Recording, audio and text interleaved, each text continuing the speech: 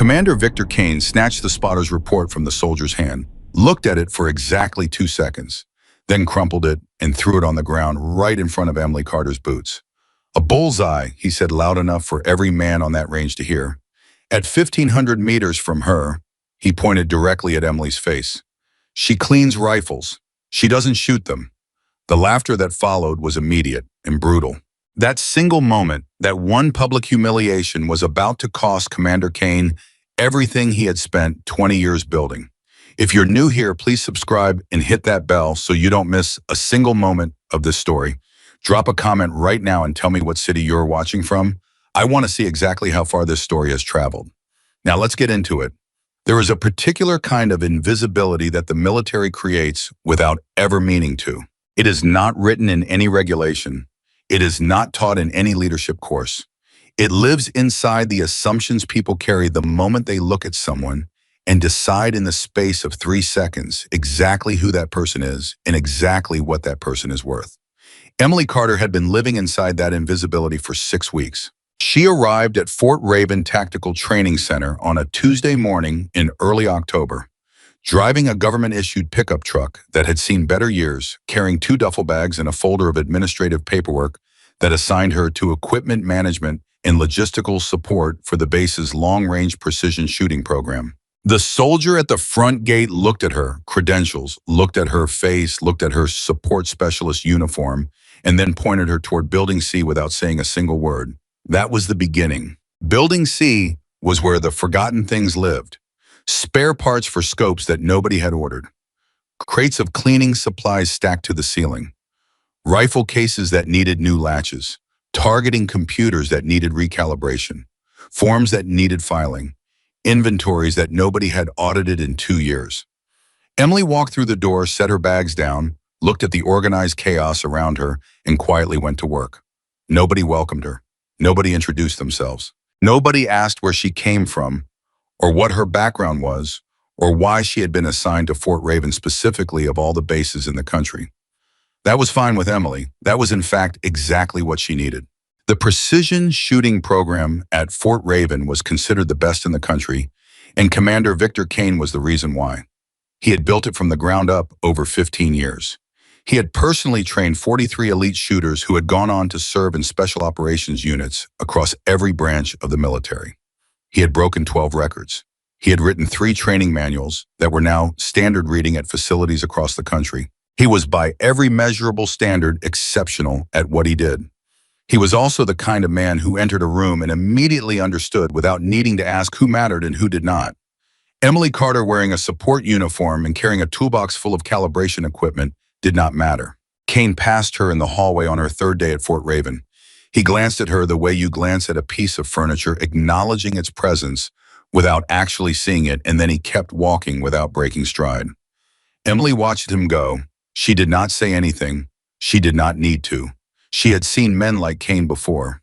She understood them better than they would ever be comfortable knowing. The training range at Fort Raven was an impressive facility.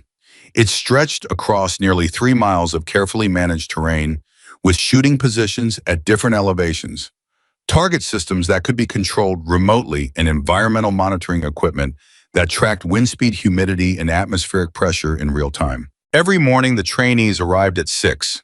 They were a select group, 12 soldiers who had been hand-chosen from across the military based on aptitude scores, physical performance, and psychological evaluations. They were, in the language of the program, the best candidates available. They trained hard.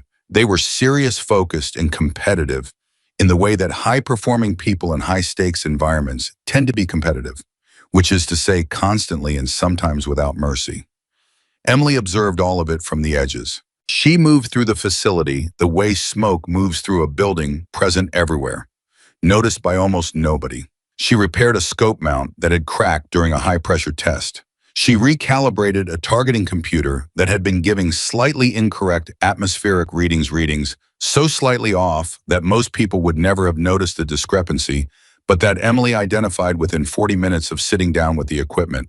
She organized the ammunition storage system in a way that reduced retrieval time during training exercises by nearly 3 minutes per session. None of these contributions were acknowledged. None of them were expected to be.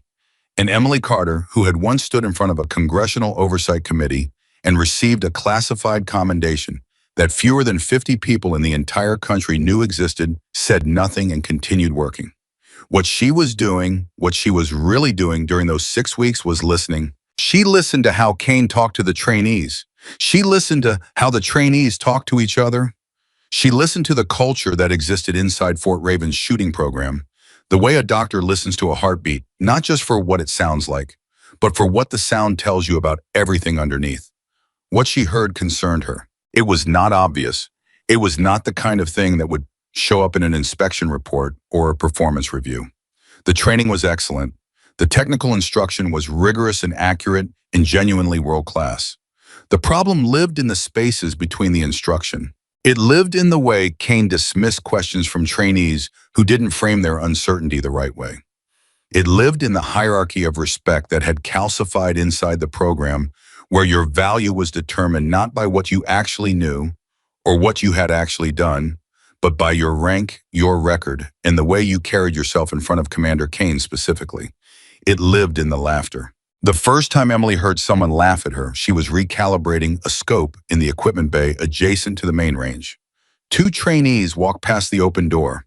One of them glanced inside, saw Emily bent over the workbench, and said something to the other in a low voice that Emily couldn't quite hear. The laughter was not low. She kept working. The second time, it was a comment from a senior instructor named Briggs, a thick-necked man with 17 years of service and a fondness for making observations that were technically not insults but functioned exactly like them. "Support staff in the equipment bay," he announced one morning during a briefing, gesturing toward the building where Emily worked. "At least someone's making sure the rifles are clean. Lord knows we need the help." More laughter. Emily was not in the room when this happened. She heard about it afterward from a young trainee named Specialist Marcus Webb, who had the decency to look uncomfortable when he relayed the comment to a colleague within Emily's earshot. Marcus was 24 years old from Savannah, Georgia, and had the particular quality of someone who knew that something was wrong, even when everyone around him was telling him it was normal. Emily had noticed him during her first week. He asked more questions than the other trainees. He listened differently, not just waiting for the instructor to finish so he could demonstrate that he'd understood, but actually processing, actually thinking, actually uncertain in a way that most people in high-performance environments are trained to hide. She liked him immediately. She didn't tell him that. She said nothing to Marcus Webb for the first 3 weeks of her time at Fort Raven because she was watching and because she had learned a very long time ago that you understand people far better when they don't know they're being understood. The equipment bay became her sanctuary in those weeks. It was a large industrial space that smelled of gun oil and dry air, and the particular metallic sharpness of precision instruments. Emily had cleaned it when she arrived. The previous occupant had left it in a state that suggested either spectacular indifference or a genuine inability to see disorder. And now it was organized the way she organized everything, with a logic that was invisible until you needed something specific and then became immediately obvious. She had set up a small workbench in the far corner where she did the delicate calibration work. Next to it, a field notebook, handwritten, no labels, the kind that looked like random observations to anyone who glanced at it and contained, to anyone who understood it, a precise record of every anomaly she had identified in the program's equipment. Over 6 weeks, she was there on the afternoon that changed everything. It was a Thursday. The trainees had finished their scheduled sessions for the day. The main range was officially closed. The instructors had gone to the debrief room for their end-of-day review, which Kane ran with the same precision he applied to everything: tight structured, no wasted time. Emily was working late. She had been recalibrating a wind sensor that had been giving inconsistent readings, and the process was taking longer than expected, because the sensor's internal mechanism had a microscopic defect that she had only identified after 2 hours of careful examination. She was not paying attention to the range. She was paying attention to the sensor. And then she heard it, the sound of a gate, specifically the sound of a restricted shooting lane, gate opening, a gate that was supposed to be locked, that was always locked after hours, that had apparently suffered a mechanical failure in its electronic lock sometime during the previous 24 hours. Emily set down the sensor. She walked to the equipment bay door and looked toward the range. The restricted lane, lane 7. The longest lane on the facility, extending 3 miles into the Arizona terrain, was open, not just unlocked. The gate itself was swinging gently in the evening wind, and beyond it, exactly as she had seen it hundreds of times through the equipment bay window. The range stretched out into the fading afternoon light. At the far end of Lane 7, barely visible in the dimming light, stood a target. Emily looked at the target for a long moment. She looked back into the equipment bay. In the corner beneath a rack of cleaning supplies that nobody had touched in weeks, sat a precision rifle that she had repaired 3 days earlier, a .338 Lapua Magnum configuration that one of the instructors had returned with a damaged firing mechanism and a note that said, "Simply needs fixing." She had fixed it, she had tested the mechanism, she had recalibrated the scope, she had set it aside for return the following morning. It was ready. Emily stood in the doorway for a long moment. She was not supposed to use that rifle. She was not supposed to use that lane. She was support staff. She cleaned equipment and organized supplies and filed paperwork. That was what everyone at Fort Raven had decided about her. She walked to the corner. She lifted the rifle. She checked the mechanism with the automatic efficiency of someone who has performed that specific sequence of actions so many times that it no longer requires conscious thought. She checked the scope. She reached into the calibration kit on the workbench and removed a single round. One round. She walked out of the equipment bay and into the restricted lane. The wind was coming from the northwest at approximately 14 miles per hour, with a slight clockwise rotation that she could feel on the back of her left hand. The temperature had dropped 4 degrees since midday. The light was angling low and golden from the west, which would create a minimal but calculable distortion effect at extreme distances.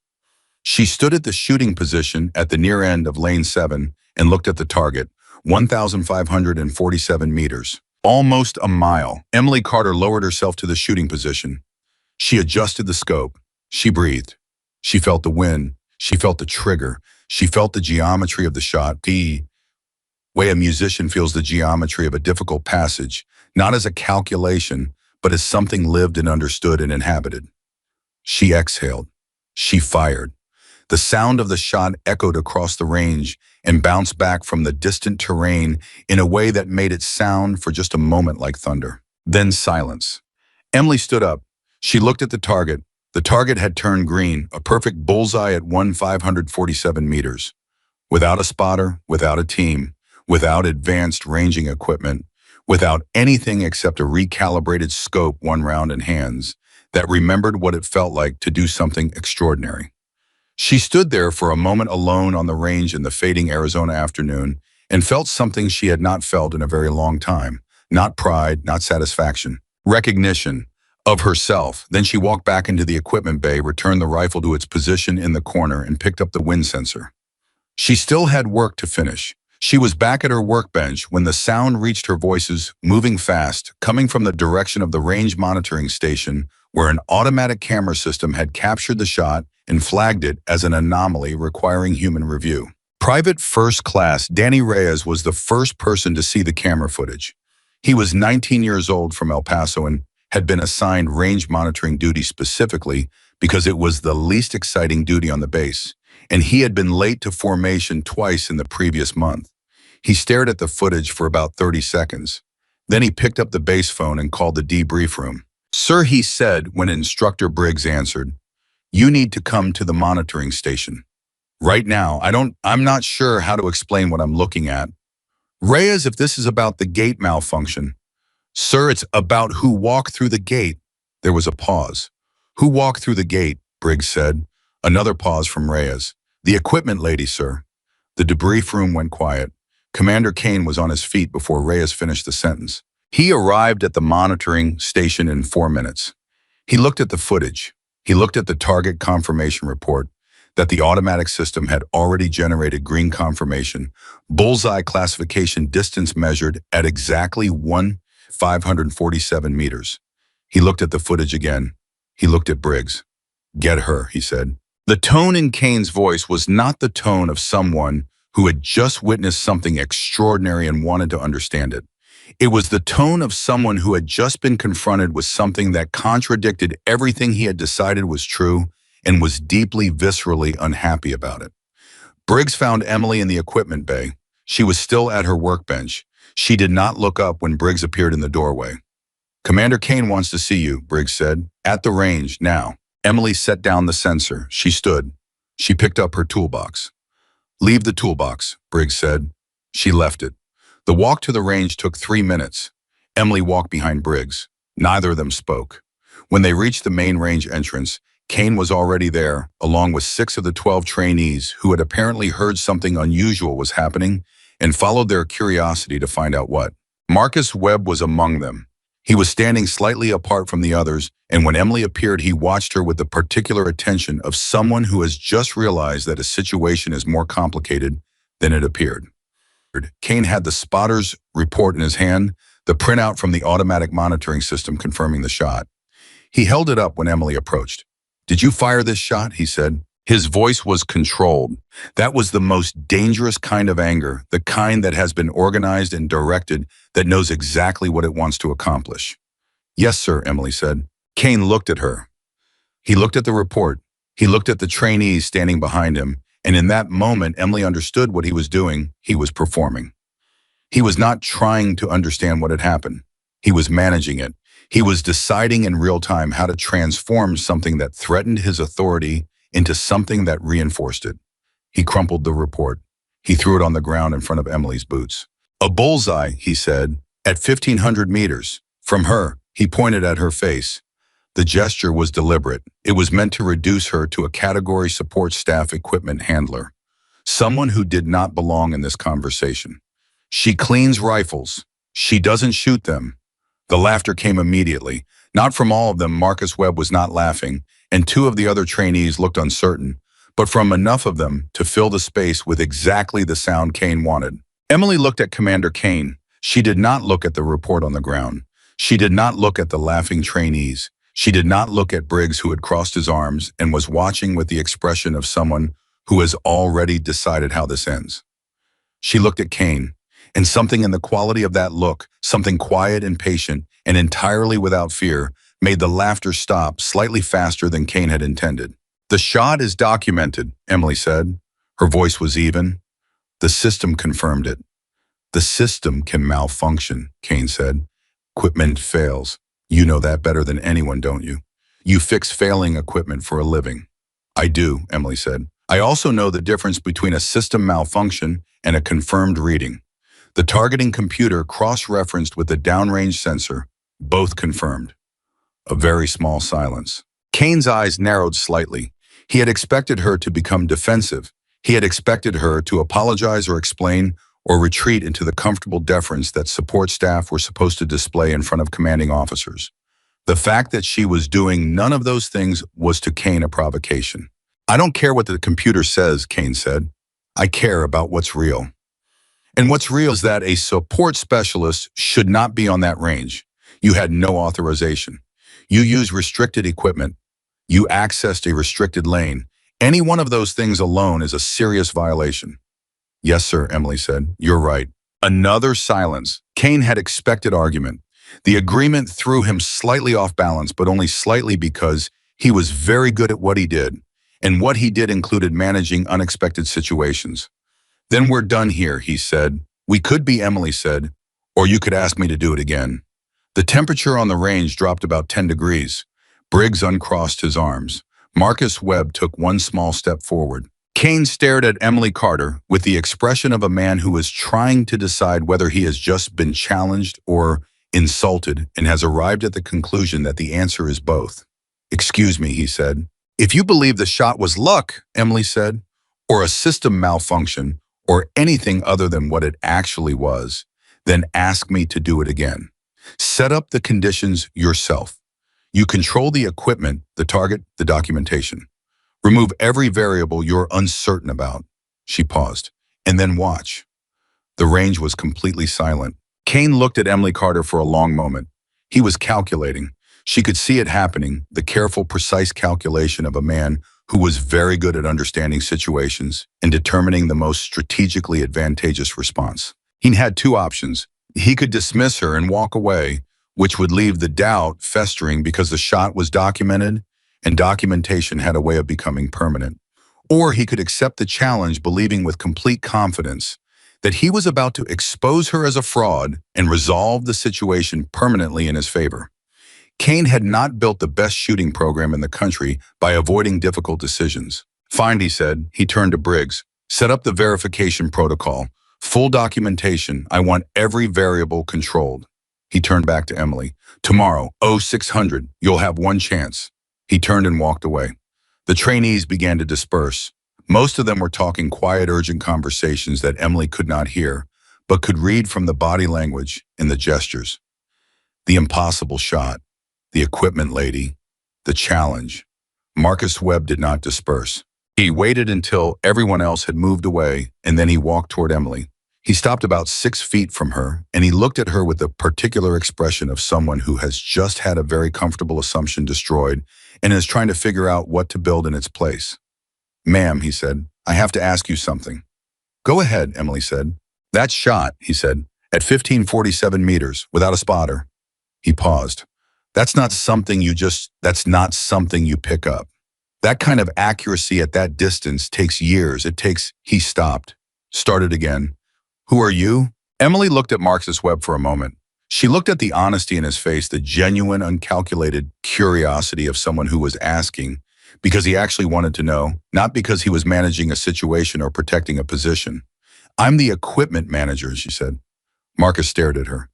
Ma'am, he said carefully, with respect, that is not an answer. Emily almost smiled. Almost. No, she agreed. I suppose it isn't. She looked out at the range at Lane 7 still open in the fading light, the distant target barely visible. Get some rest, specialist. Tomorrow's going to be a long day. She walked back toward the equipment bay.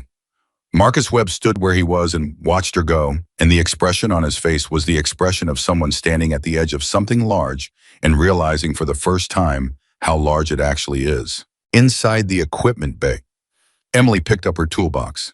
She sat back down at the workbench. She picked up the wind sensor. She had 3 more hours of calibration work to do. She did it. She was still there when the base went quiet and the lights in the main building flickered to their nighttime setting. She was still there when the wind outside shifted from northwest to north and the temperature dropped another 8 degrees. She worked with the particular concentration of someone who does not have the luxury of distraction.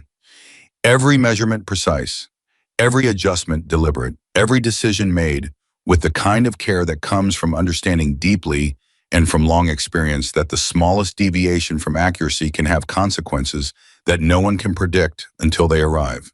At 9:47, she set the sensor down. It was calibrated. It was done. She packed her toolbox. She stood and stretched and felt the familiar ache in her left shoulder, a consequence of an operation in a country she was not officially permitted to name, involving a shot she had made under conditions that made the 547-meter bullseye look in retrospect almost comfortable. She turned off the equipment bay light. She walked to her assigned housing unit on the far side of the base, moving through the quiet darkness with the automatic awareness of someone who has spent years in environments where darkness is not just an absence of light, but a tactical variable. She showered. She sat on the edge of her bunk. She looked at the wall for a moment. Tomorrow, Kane would set up his verification. He would control every variable. He would bring his 12 trainees and his instructors and his documentation system, and he would watch with absolute certainty for the evidence of fraud or luck or mediocrity that he had already decided was hiding behind that impossible shot. Emily thought about what she felt. She felt calm. She felt the particular settled quality that comes not from confidence in an outcome, but from clarity about who you are and what you are capable of, a quality that no amount of mockery or dismissal or crumpled paper thrown at your feet can actually touch. She lay down. She slept. Outside at the monitoring station, Private First Class Danny Reyes was finishing his duty rotation and filing the automated incident report that the system required whenever a restricted lane was used without prior authorization. He filled in the fields, carefully timed duration equipment, used personnel involved. In the field marked Personnel Emily Carter, Equipment Management Specialist, Fort Raven Tactical Training Center. He submitted the report. It went into the system. And somewhere in an office building in a city that was not Arizona, a notification appeared on a screen that was monitored by people whose job description did not appear in any public document and whose connection to Fort Raven's shooting program was not on the surface obvious. Someone read the notification. Someone picked up a phone. Someone said quietly and without any particular drama, 3 words that set in motion a sequence of events that would arrive at Fort Raven within 48 hours and change everything. The 3 words were, "She's been found." But Emily Carter didn't know that yet. She was asleep in a bunk in a housing unit on the quiet side of Fort Raven, and tomorrow she had a shot to make. One chance, in front of everyone. And Commander Victor Kane in his own quarters across the base was awake. I was lying on his back, staring at the ceiling, and he was doing what he did every night, running calculations, going over the details, preparing. He had spent 20 years becoming the best at what he did. He had spent 20 years understanding shooting and strategy and the architecture of pressure, how it reveals weakness, how it exposes the distance between what someone claims to be and what they actually are. Tomorrow he would apply all of that experience to a woman who cleaned rifles and organized supply crates. He had no doubt about the outcome. None. He was certain with the particular certainty of someone who has been right so many times that he has forgotten what it feels like to be wrong, that tomorrow would confirm everything he already believed. He closed his eyes. He did not sleep as easily as Emily did. And in the morning at 05:57, 3 minutes before Kane's ordered assembly time, Emily Carter was already on the range. She had already walked the shooting position. She had already checked the wind. She was standing with her hands at her sides, looking out at lane 7, and she was completely still. Marcus Webb arrived at 0600 exactly and saw her there before anyone else appeared. He stopped. He looked at her. He looked at the range. He looked at her again. And he made a decision in that moment that he would later describe as the most important professional decision of his career. He stepped onto the range and stood quietly about 20 feet to her left, not saying anything, just being there. Emily noticed. She said nothing, but the expression on her face, barely perceptible in the early Arizona morning, shifted by exactly the amount required to indicate that she had seen him, that she understood what he was doing, and that it mattered. The rest of them arrived at 0603. Kane came last. He looked at the range. He looked at his documentation team already setting up. He looked at the target, confirmed, measured, documented, at 1,547 meters, identical to the previous afternoon. He looked at Emily Carter. She was already at the shooting position. He said, "Begin," and the world held its breath. The range was cold at 6 in the morning. Not cold the way winter is cold. This was Arizona, and Arizona does not do winter the way the rest of the country does. This was the specific cold of early desert morning, the kind that sits on your skin and reminds you that heat is something the sun provides, not something the earth keeps for you. Emily Carter did not appear to notice the cold. She was already in position when Kane arrived, already settled, already still, already somewhere inside herself, that the cold and the early hour and the 14 people now watching her from behind the safety line could not reach. Kane looked at her for exactly 2 seconds. Then he turned to his documentation team, Sergeant First Class Holloway, who ran the monitoring systems, and Corporal Tran, who handled the physical verification equipment, and said, "Confirm the target distance." Holloway checked. 1,547 meters, sir. Confirmed by both laser and manual measure. Environmental readings. Wind northwest at 11 miles per hour. Temperature 41 degrees. Humidity 18%. Atmospheric pressure stable. Kane nodded once. He turned back to the range. He clasped his hands behind his back, the posture of a man who is so certain of what is about to happen that he has already arranged himself for the aftermath. "One round," he said to Emily. "Same conditions as last night. Proceed when ready." The 12 trainees stood in a line behind the safety barrier. Most of them were quiet. A few were whispering. Marcus Webb was not whispering. He was watching Emily with the focused attention of someone who has decided that whatever's about to happen, he is going to see all of it. Instructor Briggs stood to Kane's left. He had his arms crossed again. He had a particular expression on his face, not quite a smile, not quite contempt, but something in the territory between the two. The expression of a man who expects confirmation and is already tasting it. Emily did not look at any of them. She looked at the target. She breathed in. She breathed out. She adjusted her position by less than a centimeter, a micro adjustment that Holloway, watching through his scope, noted with a slight furrowing of his brow, because it was the kind of adjustment that experienced shooters made, and that you didn't expect from someone who was supposed to be equipment staff. She fired. The sound rolled across the range and came back. Holloway looked at his monitor. He looked at it again. He pressed 2 buttons and looked a third time. Target confirmed, he said. His voice was perfectly neutral in the way that voices become perfectly neutral when the person speaking is trying very hard not to show that they are shaken. Bullseye, dead center. The silence that followed was different from the silence the night before. The night before, Emily had been alone.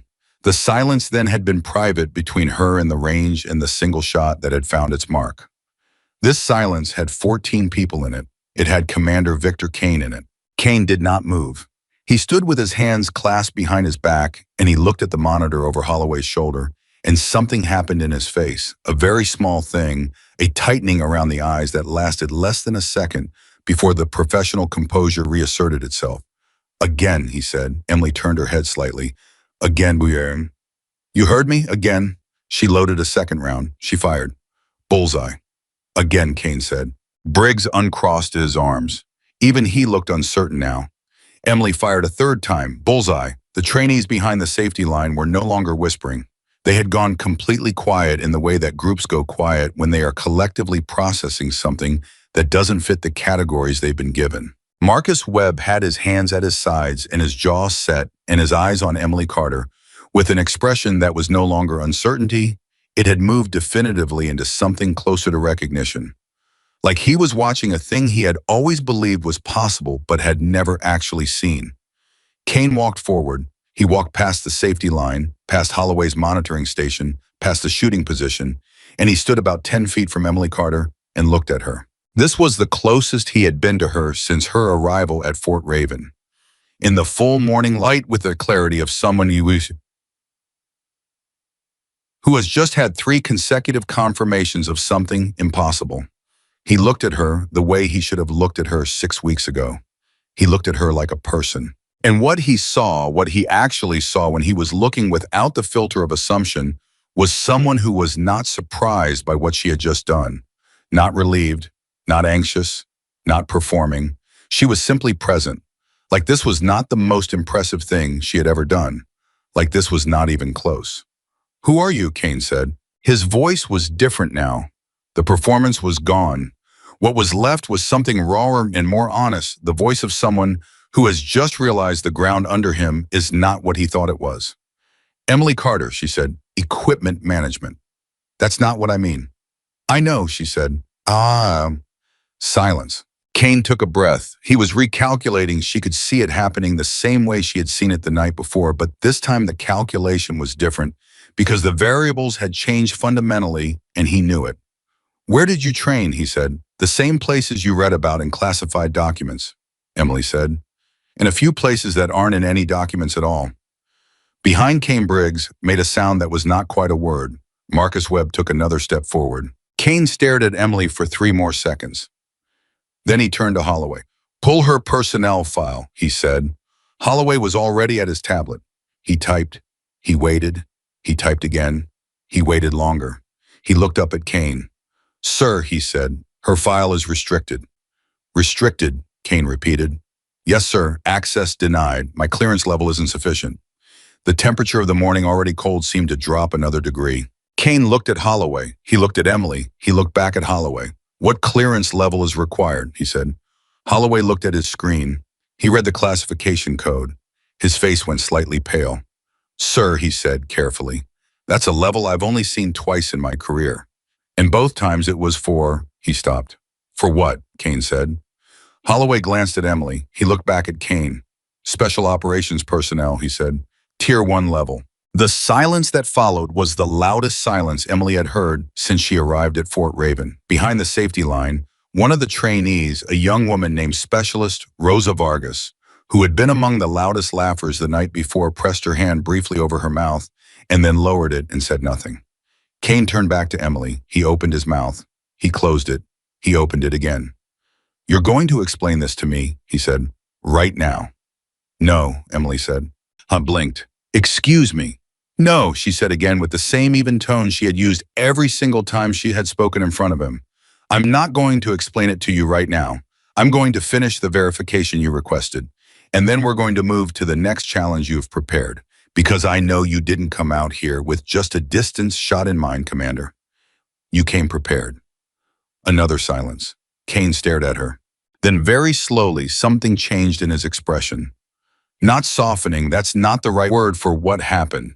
It was more like a rearrangement, like a man who had walked into a room expecting to be the largest thing in it and found the dimensions were different than he'd measured. He turned to Briggs. "Set up the moving target course," he said quietly. Briggs stared at him.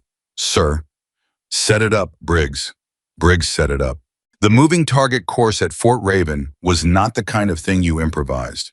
It required the activation of the automated track system, which ran steel target carriers along 4 different rails at variable speeds, changing direction at irregular intervals, controlled by a randomization algorithm that Kane himself had programmed to eliminate any predictability that a shooter might exploit. It was designed to be difficult. It was designed to replicate the real-world impossibility of combat shooting the moment when your target is not standing still, is not cooperative, is not going to wait while you calculate your shot.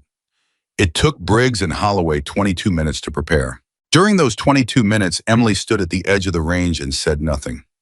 She was not fidgeting. She was not pacing. She was not doing the thing that most people do when they are waiting under pressure, which is to demonstrate through their body that the pressure exists. She was doing what she always did when she had time. She was observing. Specifically, she was observing the trainees. All 12 of them had gathered in a loose cluster behind the safety line. They were talking in the quiet, intense way of people who have collectively experienced something that has reorganized their understanding of a situation. She watched their faces. She watched who was speaking and who was listening and who was standing at the edges processing privately. She watched Marcus Webb, who was doing something unexpected. He had pulled a small notebook from his jacket pocket and was writing in it, taking notes. At a moment when no one had asked him to, when there was no instruction or evaluation attached to his actions, he had decided that what he was witnessing was worth documenting. Emily filed that away. She watched Specialist Vargas, who had stopped talking and was now looking at Emily with an expression that had moved from embarrassment through confusion and arrived at something that was almost not quite, but almost respect. Vargas was the kind of person who recalibrated quickly. Emily recognized the type. Whatever she thought about Emily Carter an hour ago was already being revised. The question was what she'd build in its place. She watched Briggs moving through the target course setup with efficient practice movements, not looking at Emily, not looking at Kane, keeping his eyes on the mechanical task as if the mechanical task were the only thing in the world. Emily understood that too. Briggs was someone whose certainty was built on the architecture of other people's certainty, specifically Kane's.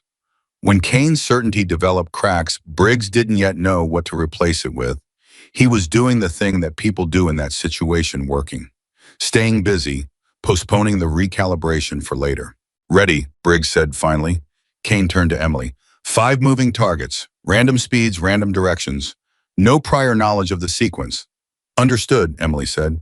"You'll have a standard magazine. Time limit is at my discretion." "That's not standard protocol," Emily said. "No," Kane said, "it's not." She looked at him for a moment. He was watching her with eyes that were calculating and sharp, and though he would never have admitted it, afraid. Not afraid of her exactly. Afraid of what her existence meant for the narrative he had built, the narrative that had organized 20 years of decisions and judgments and the comfortable certainty of a man who believed he understood his world completely.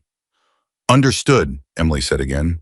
She moved to the position. The first target appeared. It was moving left to right at a speed she estimated at 30 kilometers per hour, with a slight variation in trajectory that suggested the randomization algorithm had introduced a lateral drift. She tracked it for 1.5 seconds. She fired. It fell. The second target came from the opposite direction and at twice the speed, dropping in elevation as it moved. She pivoted. She fired. It fell. The third target moved in a Z pattern, the kind of movement that breaks a shooter's rhythm because the human visual system is trained to predict linear continuation, and a Z pattern violates that expectation at the moment of commitment. Emily did not commit to the first direction. She waited for the pattern to establish itself, which took less than a second.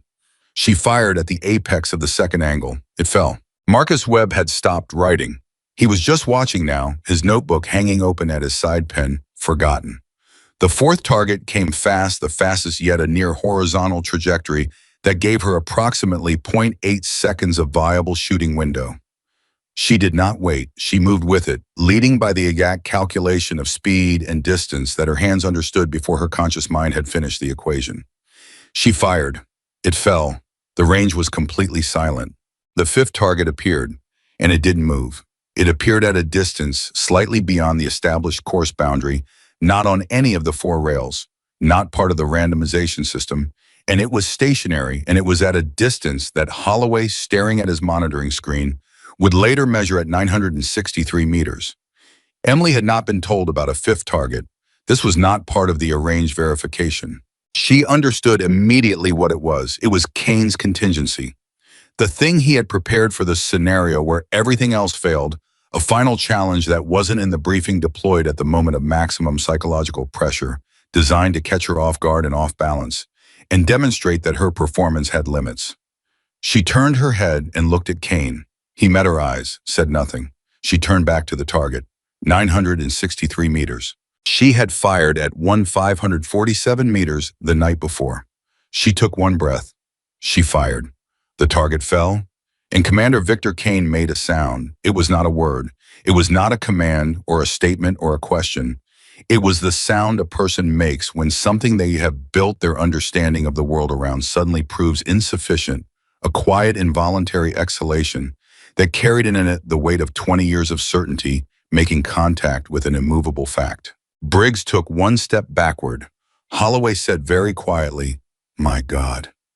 Marcus Webb said, he looked at Emily Carter, and the expression on his face was the expression you carry for the rest of your life when you witness something that recalibrates your understanding of what is possible. The trainees behind the safety line had fractured into complete silence, the kind of silence that is not absence of sound, but presence of too much thought, too fast to fit into any available words. Emily lowered the rifle. She turned around.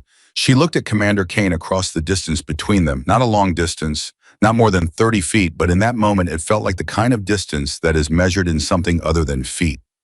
"Do you have more?" she said. Kane looked at her. He looked at the range behind her, at the 5 fallen targets, at Holloway's monitoring screens. He looked at her. "No," he said. One word, honest for the first time since the beginning of this. Emily nodded once. She handed the rifle to Holloway with both hands muzzle down.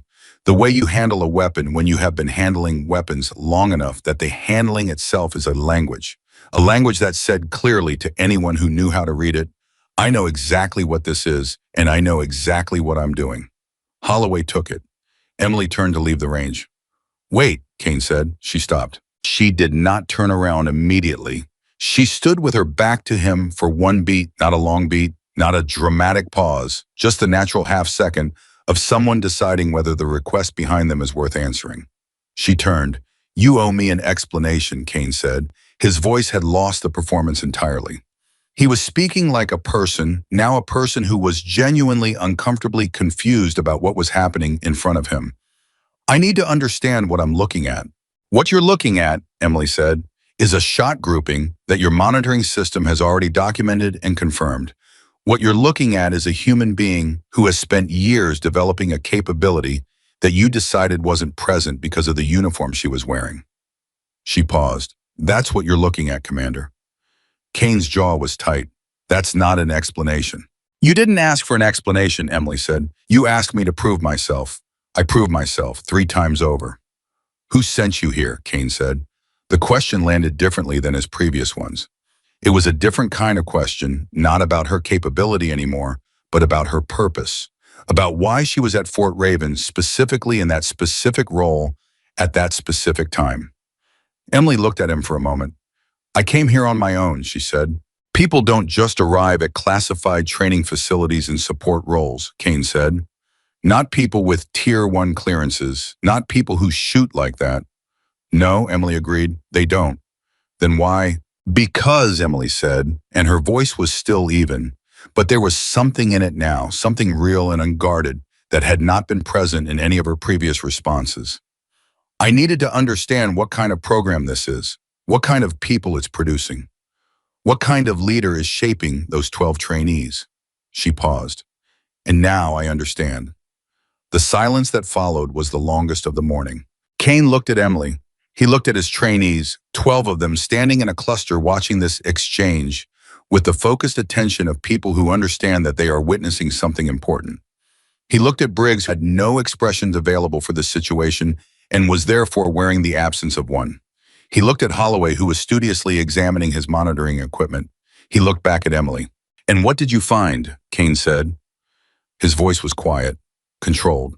But underneath the control was something that Emily recognized, something that required honesty, because it was the sound of a person who was actually asking. Emily held his gaze. "Come find me when the day's training is done," she said. "We'll talk then." She walked off the range. Nobody stopped her. Nobody spoke until she was through the gate and gone from sight, moving toward the equipment bay with the same unhurried steadiness with which she did everything. Then Marcus Webb said quietly but clearly enough for everyone to hear, "Has anyone else been completely wrong about her this entire time?" Nobody answered. Nobody needed to. Kane stood where he was for another 10 seconds. He was doing the thing he always did, calculating, organizing, determining the most strategically sound response to an unexpected situation. But the calculation was taking longer than usual, because the situation was more unexpected than any he had encountered in 20 years. And the calculating part of his mind kept running into a wall that was made not of missing information, but of misplaced assumption. He had decided who Emily Carter was the moment he saw her. He had been wrong, not slightly wrong, not wrong about the details, wrong about the category, wrong about the fundamental question of who she was and what she was capable of and why she was there. He turned to his trainees. "Training continues," he said. "Standard schedule. Move." They moved. But they moved differently than they had an hour ago. There was something altered in the way they held themselves, the way they looked at the range, the way they spoke to each other in low voices as they prepared for the morning session. Something had entered the atmosphere of Fort Raven's shooting program that morning, and it wasn't going to leave. Marcus Webb, walking toward his assigned station, stopped beside Specialist Vargas. "You remember 2 weeks ago," he said quietly, "when Briggs made that comment about the equipment lady, and everyone laughed." Vargas looked straight ahead. "Yeah," she said. Her voice was tight. "I laughed too," Marcus said. "I'm not proud of that." Vargas was quiet for a moment. "Neither am I," she said. They walked in silence for a bit. "Who do you think she is?" Vargas said. "Actually is, I mean." Marcus looked toward the equipment bay, the industrial building on the far side of the facility that he had walked past 100 times without ever really seeing. "I think," he said slowly, "that she's someone who's been exactly where we're trying to get to, and then went further." He paused. "A lot further." Vargas didn't say anything, but her expression changed. That afternoon, the standard training ran through its scheduled hours. Kane instructed with his usual precision and technical command. The session was externally indistinguishable from any previous session, but the internal temperature was different. The trainees were asking different questions.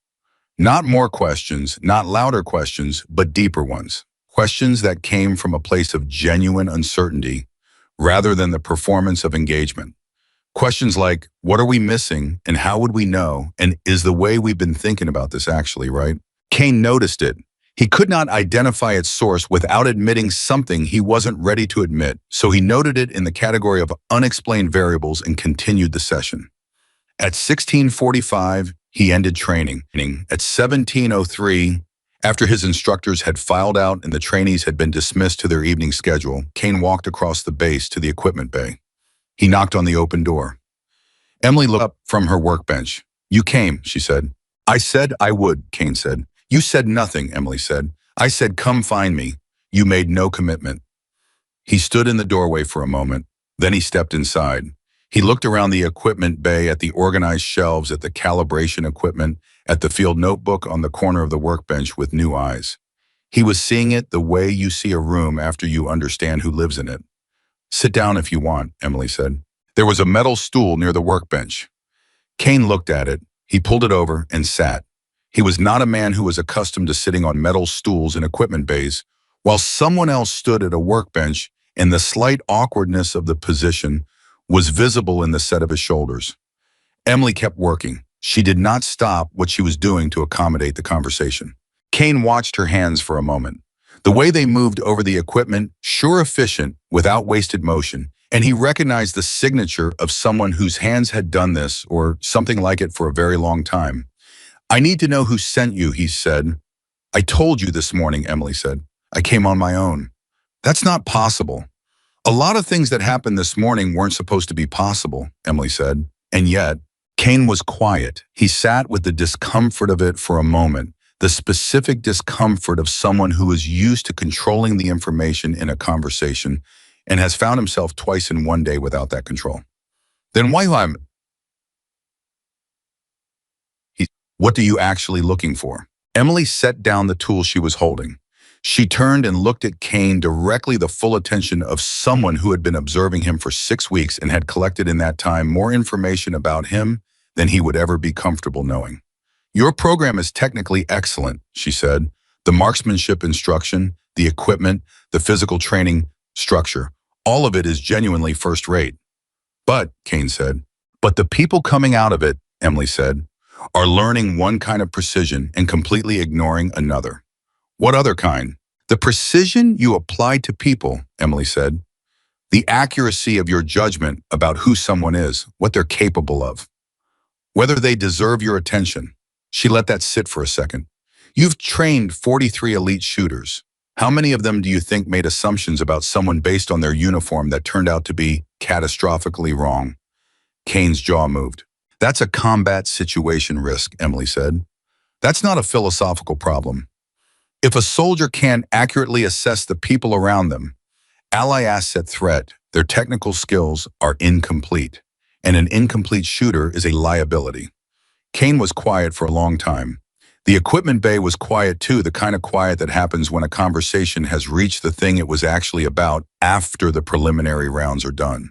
"You're saying I'm training them to be technically precise and psychologically blind," Kane said.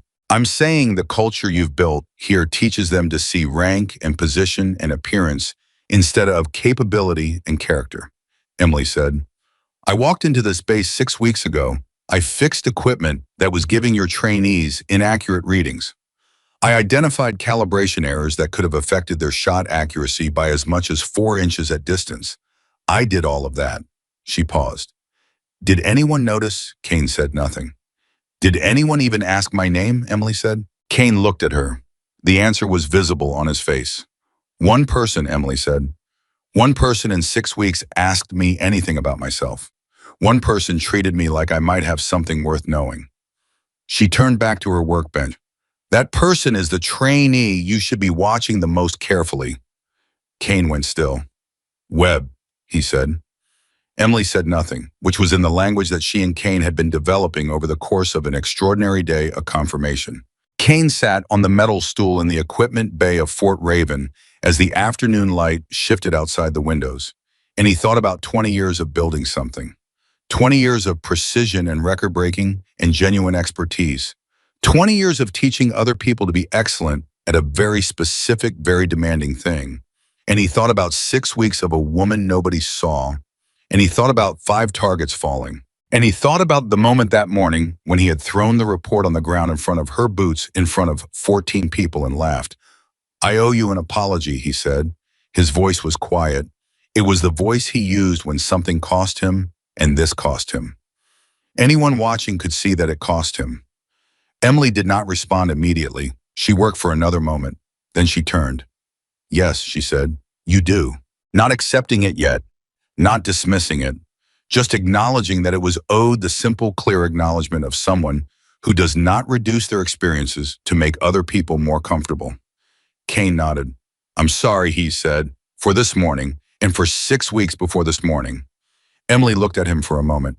"I know," she said, "and I'll think about whether that's enough." That was all she said. Kane stood from the stool.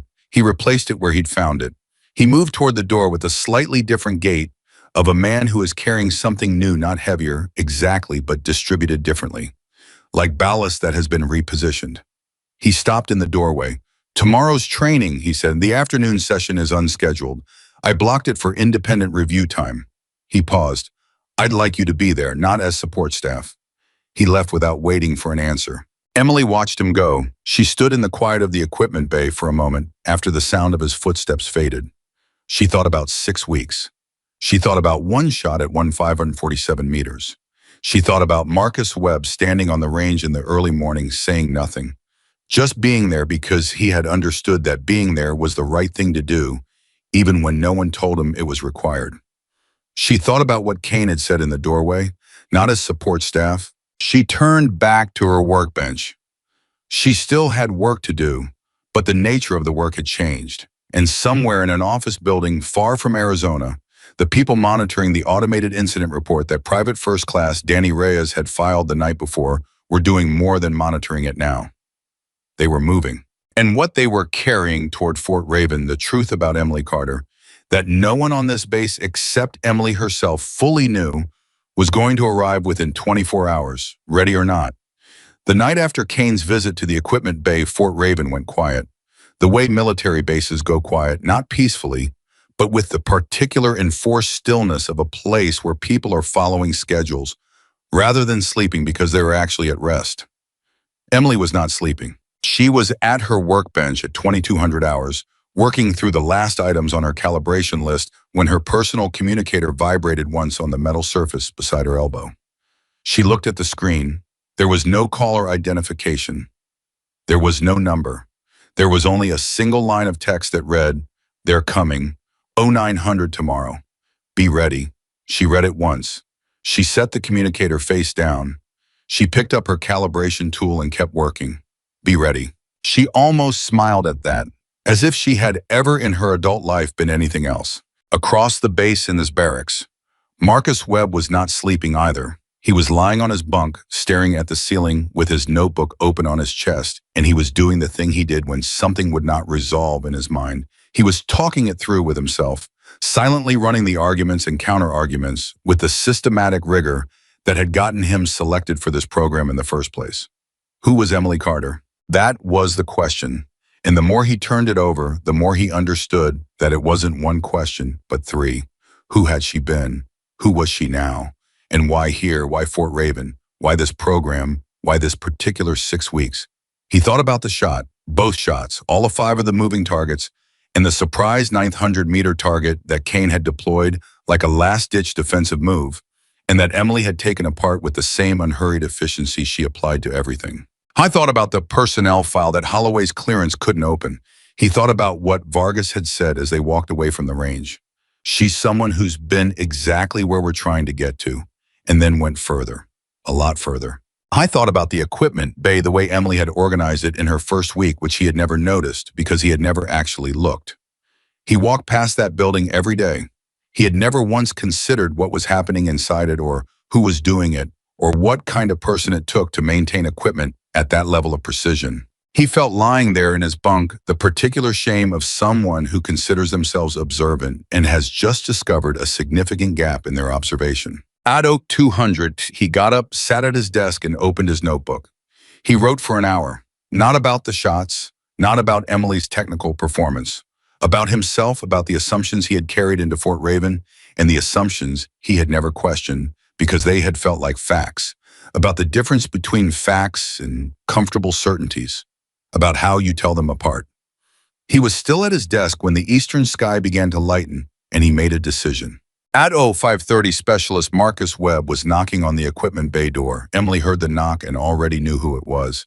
She had been at the workbench since 5, finishing the final calibration on the wind sensor she'd been working on for 3 days, and she had heard the footsteps approaching with the particular cadence of someone who was moving with intention rather than habit. "Come in," she said. Marcus stepped inside. He looked at the equipment bay in the early morning light with the expression of someone seeing it properly for the first time, which he was. He had walked past this building every day for 6 weeks and had never actually seen it. Now he saw the organized shelves, the careful arrangement of tools, the precision of a space that had been ordered by a mind that understood the value of order, not as aesthetics, but as function. He looked at Emily. "I want to apologize," he said. Emily set down her tool. She turned. She looked at him. "For what specifically?" "For not asking sooner," Marcus said. "You've been here 6 weeks. I walked past this building every day. I never once—" He stopped, started again. "I thought about it last night. I noticed things about this program, about the instruction, about the culture. I wrote about it. I'm good at noticing." He paused. And then I look at the past 6 weeks and I didn't notice you. I chose not to notice you. And I don't think I can call that anything other than what it is. Emily looked at him for a long moment. You noticed me before anyone else did, she said. You were the first person on this base to speak to me as if I might be worth speaking to. I told Commander Kane last night that the trainee he should be watching most carefully is you. She picked up her tool again.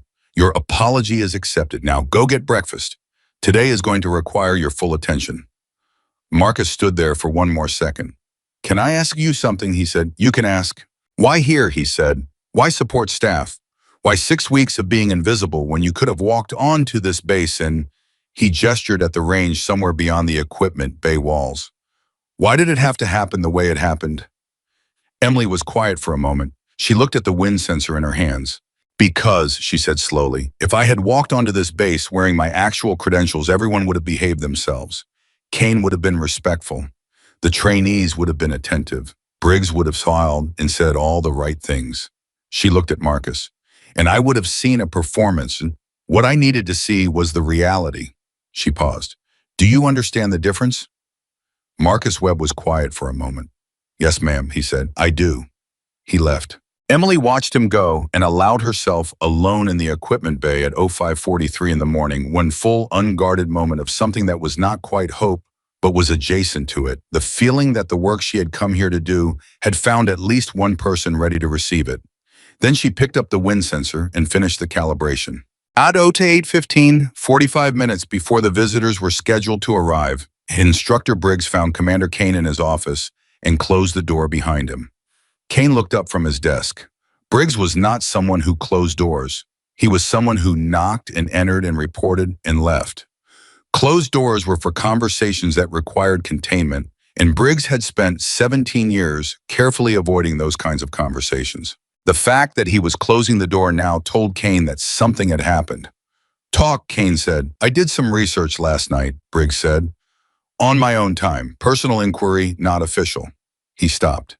And, Kane said. Briggs looked at the floor for a moment. Then he looked at Kane. I know someone at the DoD personnel office. We served together years ago.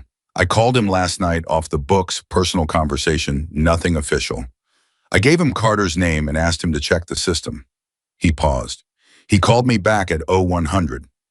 Kane said nothing. He waited. He couldn't access her file either, Briggs said.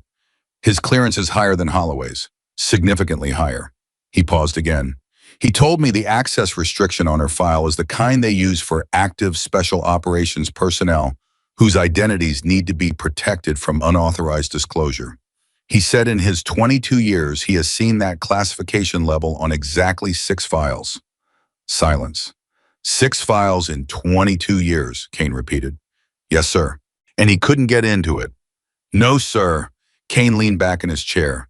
He looked at the ceiling. He was doing the calculation again, but the variables had changed so fundamentally from the calculation he had been running 24 hours ago that it was barely the same equation. Victor, Briggs said in the use of Kane's first name, something Briggs had done exactly 3 times in their shared service history, always at moments of personal significance, made Kane sit up straight and look at him directly.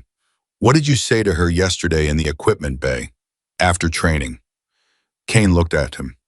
The truth, Kane said, as much of it as I had access to.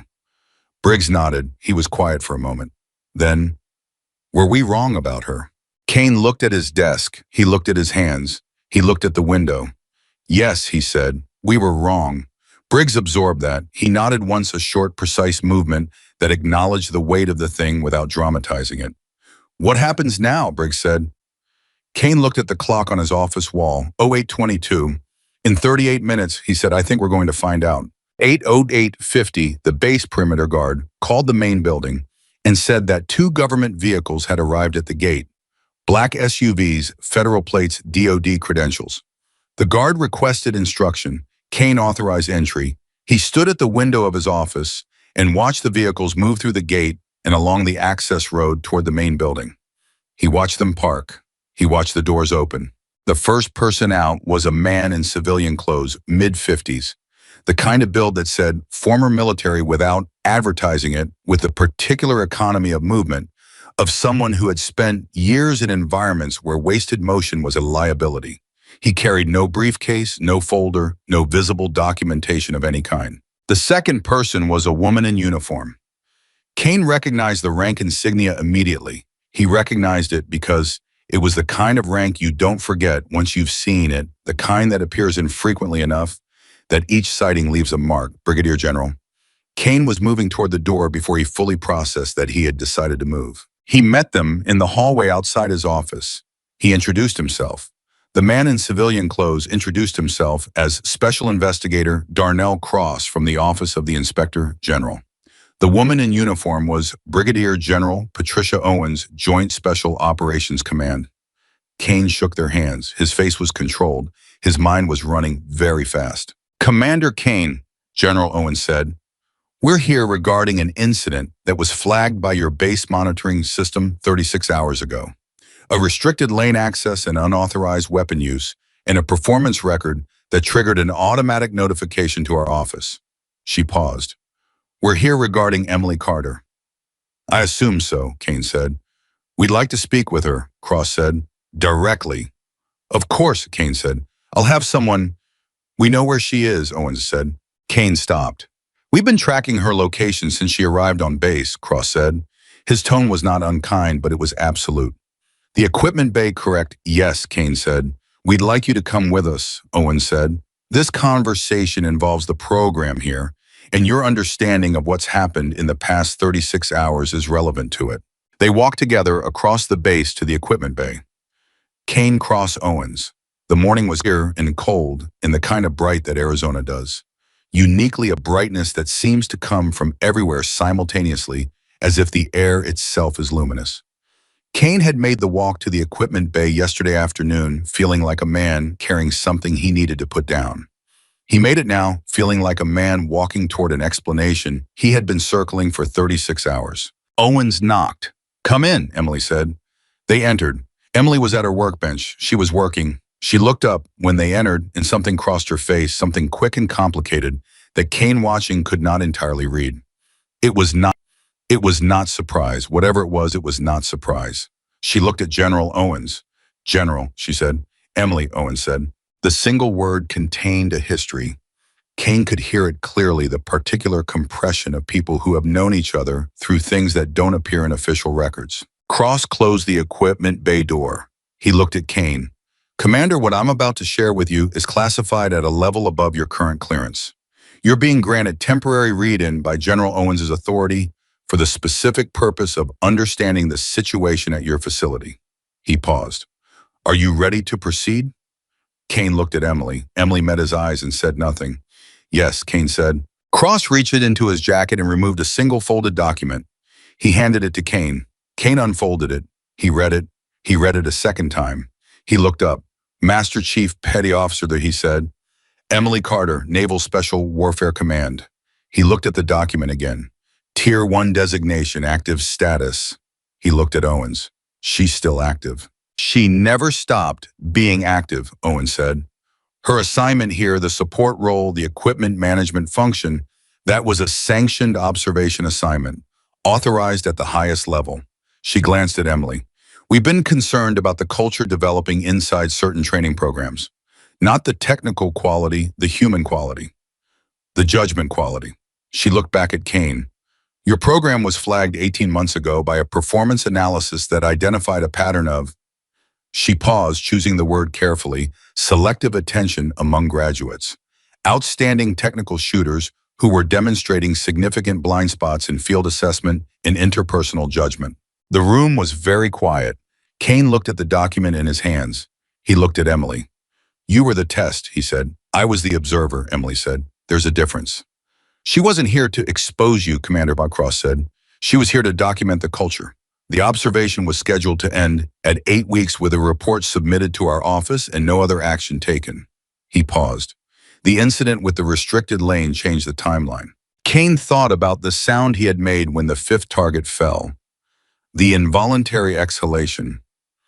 He thought about the document in his hands. He thought about 20 years. How long have you been doing this, he said to Emily. The observation work. This was my third facility, Emily said, in 4 years.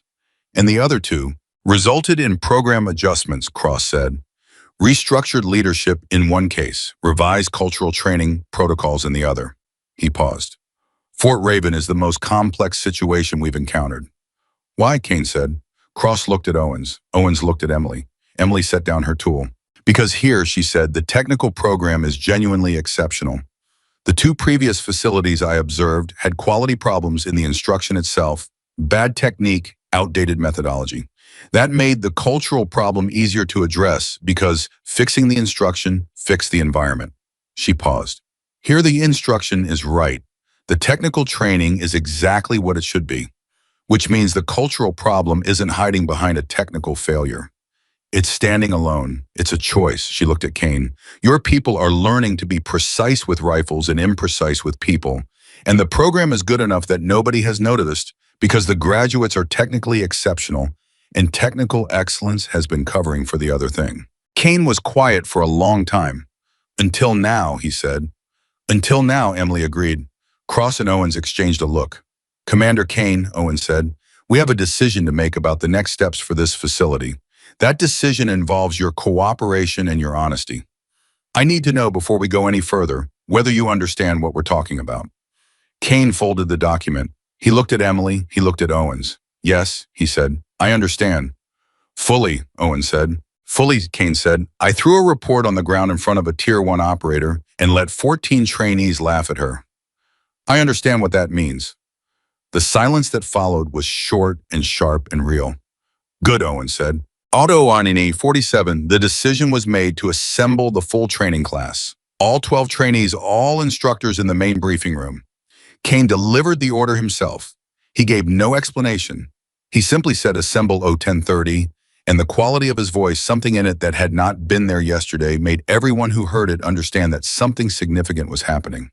The trainees filled the briefing room at 10:28. They sat in their assigned seats. They looked at each other with the expressions of people trying to decode a situation from incomplete information.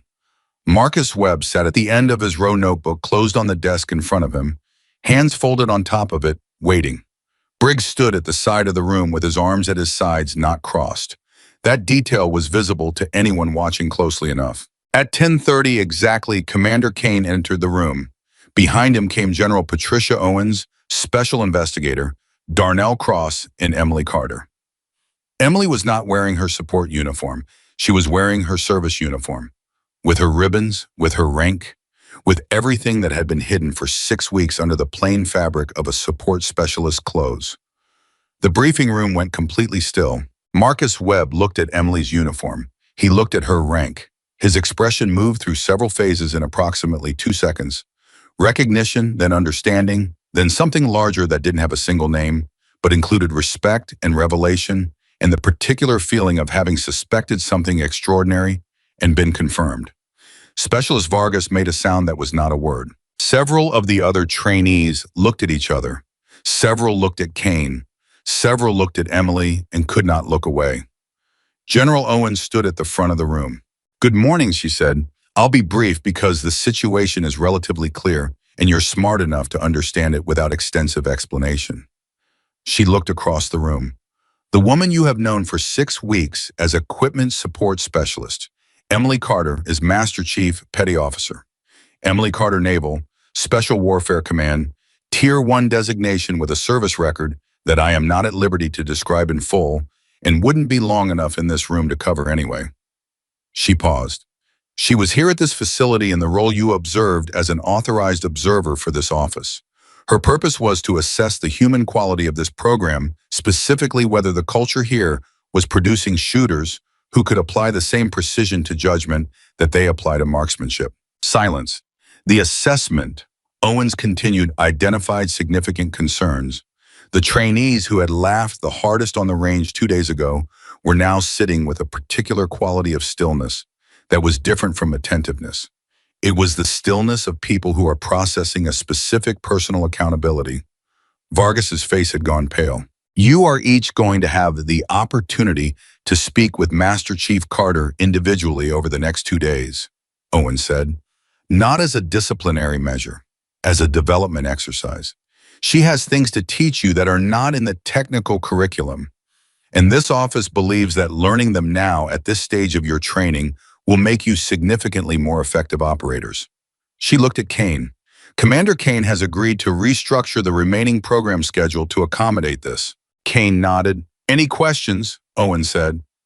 Marcus Webb raised his hand. Owens looked at him. Specialist. For Master Chief Carter, Marcus said. He looked directly at Emily. What's the one thing you needed us to understand if you had to reduce the past 6 weeks to a single lesson? What would it be? The room waited. Emily looked at Marcus. She looked at the 12 trainees in front of her, the laughers and the silent ones and the uncertain ones, and Marcus himself with his notebook and his questions and his particular honesty. She looked at Varg, who was sitting with her hands flat on the desk in front of her, unmoving, wearing the expression of someone in the middle of a fundamental revision. She looked at the room.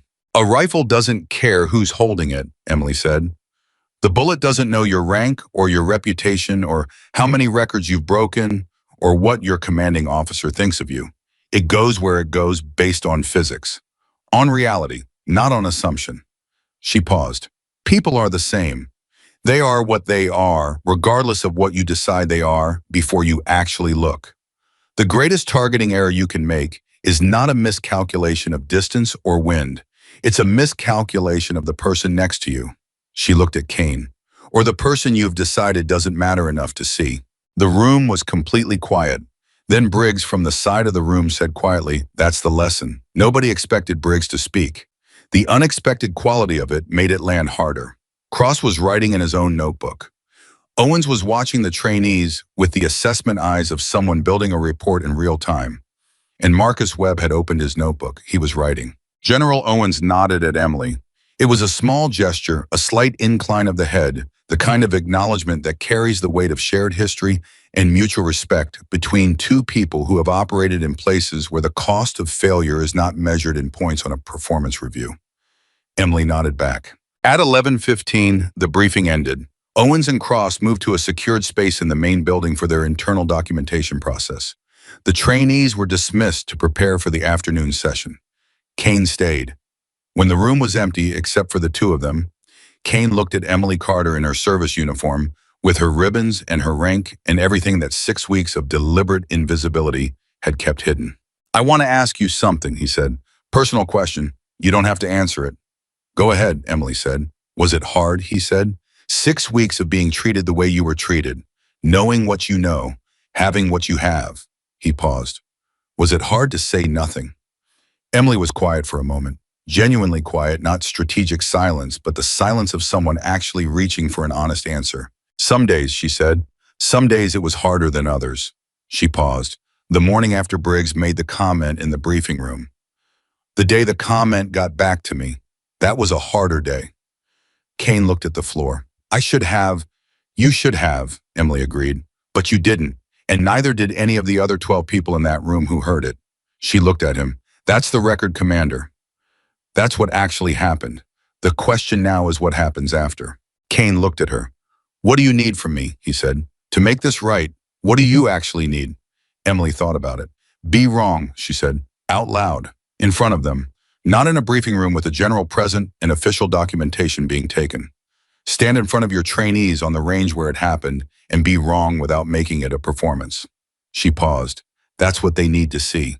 Not the apology, the honesty. Kane was quiet for a long time. "That's harder than a 1,500-meter shot," he said. "Yes," Emily said, "it is."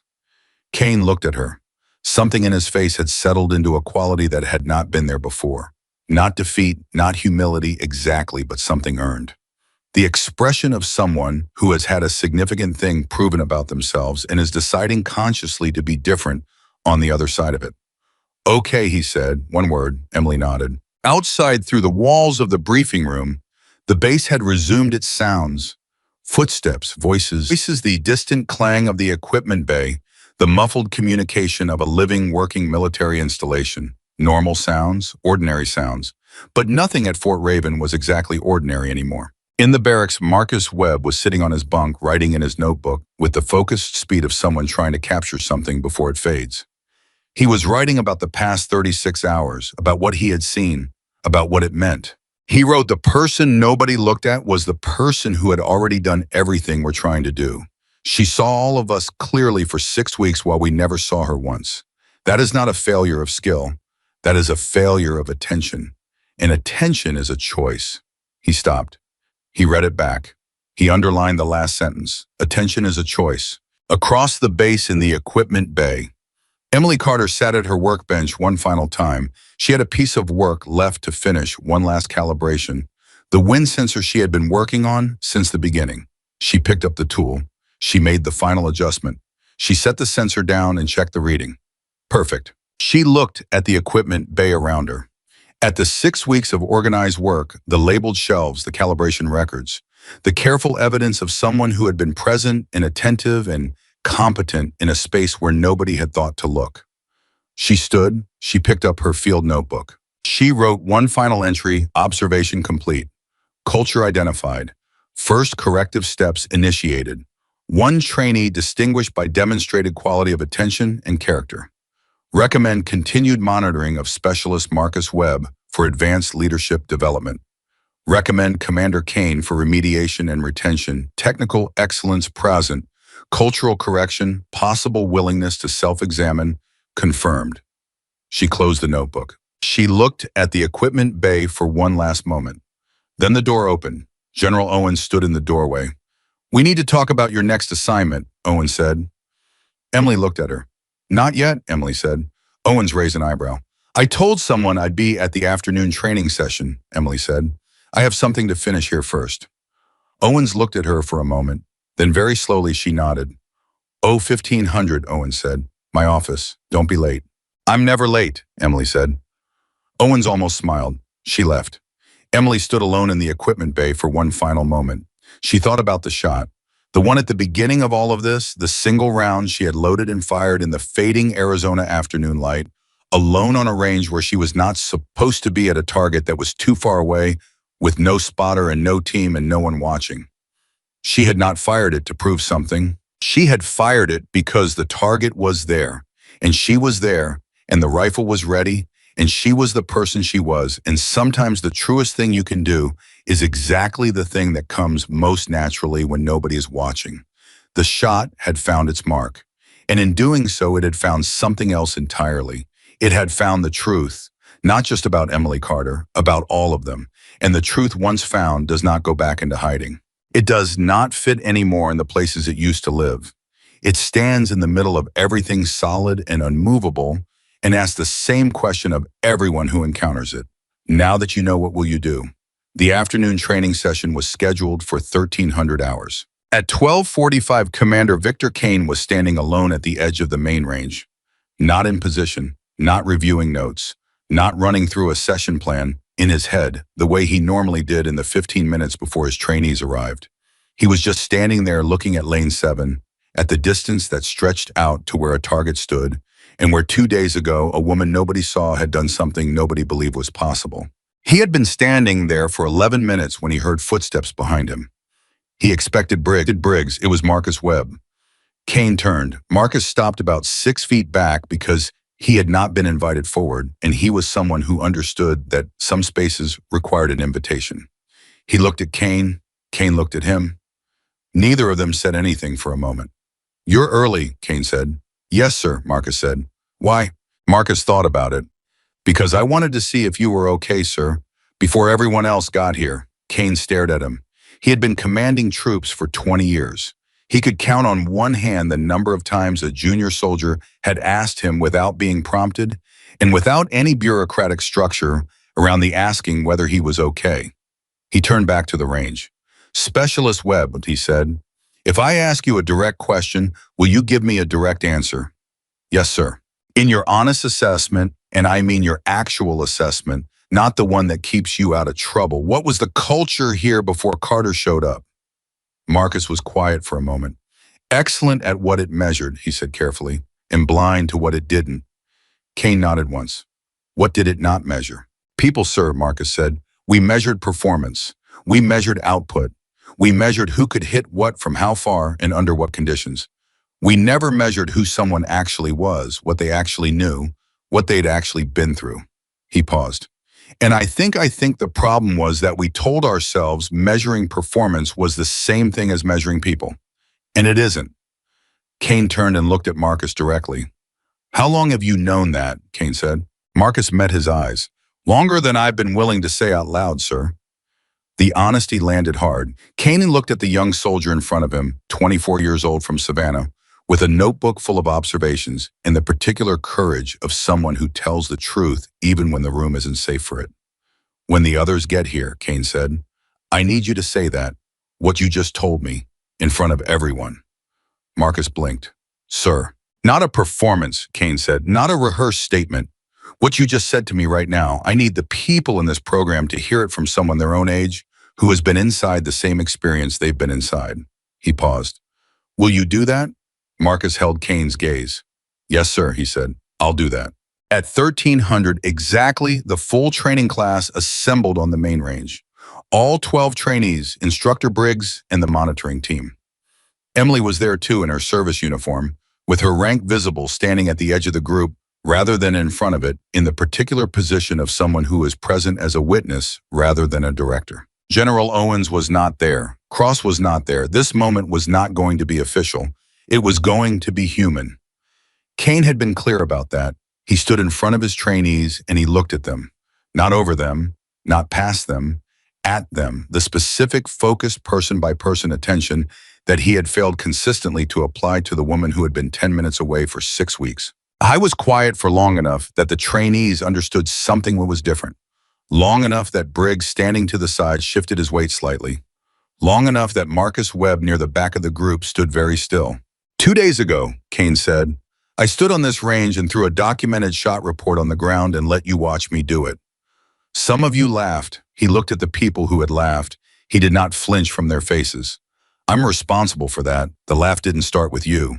It started with the permission I gave you to see someone as less than they were in the model I built here that made that kind of dismissal feel normal.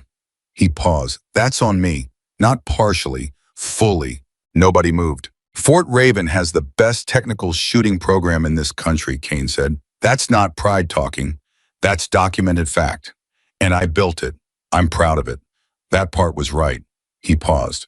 But I also built something else here, and I didn't see it because I wasn't looking. I built a culture where your value was determined by what you look like, what you wore, and what I had already decided about you before you ever had a chance to show me who you actually were. He looked at Emily. I had a Tier 1 operator in my equipment bay for 6 weeks, and I walked past that building every single day and never once asked a single question. Vargas made a sound, very small, very controlled, but audible. Kane heard it. He looked at her. You're not alone in that, specialist, he said. Every person on this range is in the same position, including me, especially me. He turned back to the full group. I'm not going to pretend this is a complete correction. One speech on the range doesn't undo 6 weeks of demonstrated pattern. What I'm telling you is that I see it now, and what happens in this program from this moment forward is going to be different. He looked at Marcus. Specialist Webb, you said you wanted to add something. Marcus stepped forward. The trainees watched him. There was a slight surprise in the group. Marcus was respected, but not centrally positioned, not the loudest or the most decorated. His stepping forward carried an unexpectedness that made people pay attention. 2 days ago, I walked past the equipment bay for the 100th time, Marcus said, and I had the same thought I always had, which was no thought at all. That building existed in my mind as background, as infrastructure, the same way a chair exists. He stopped. He looked at his hands for a second, then back up. And I've been thinking about that for 48 hours, about what it means that I could be in the same facility as someone for 6 weeks walking past her work every day, benefiting from her calibrations and her repairs and her organization, and never once think to ask who she was. He paused. I call myself an observer. I take notes. I ask questions. He looked at Emily. I asked Master Chief Carter one question in 6 weeks. One, and that was only because something impossible happened and I couldn't avoid the evidence anymore. He looked back at his fellow trainees. I want to be better than that. I think we can be better than that.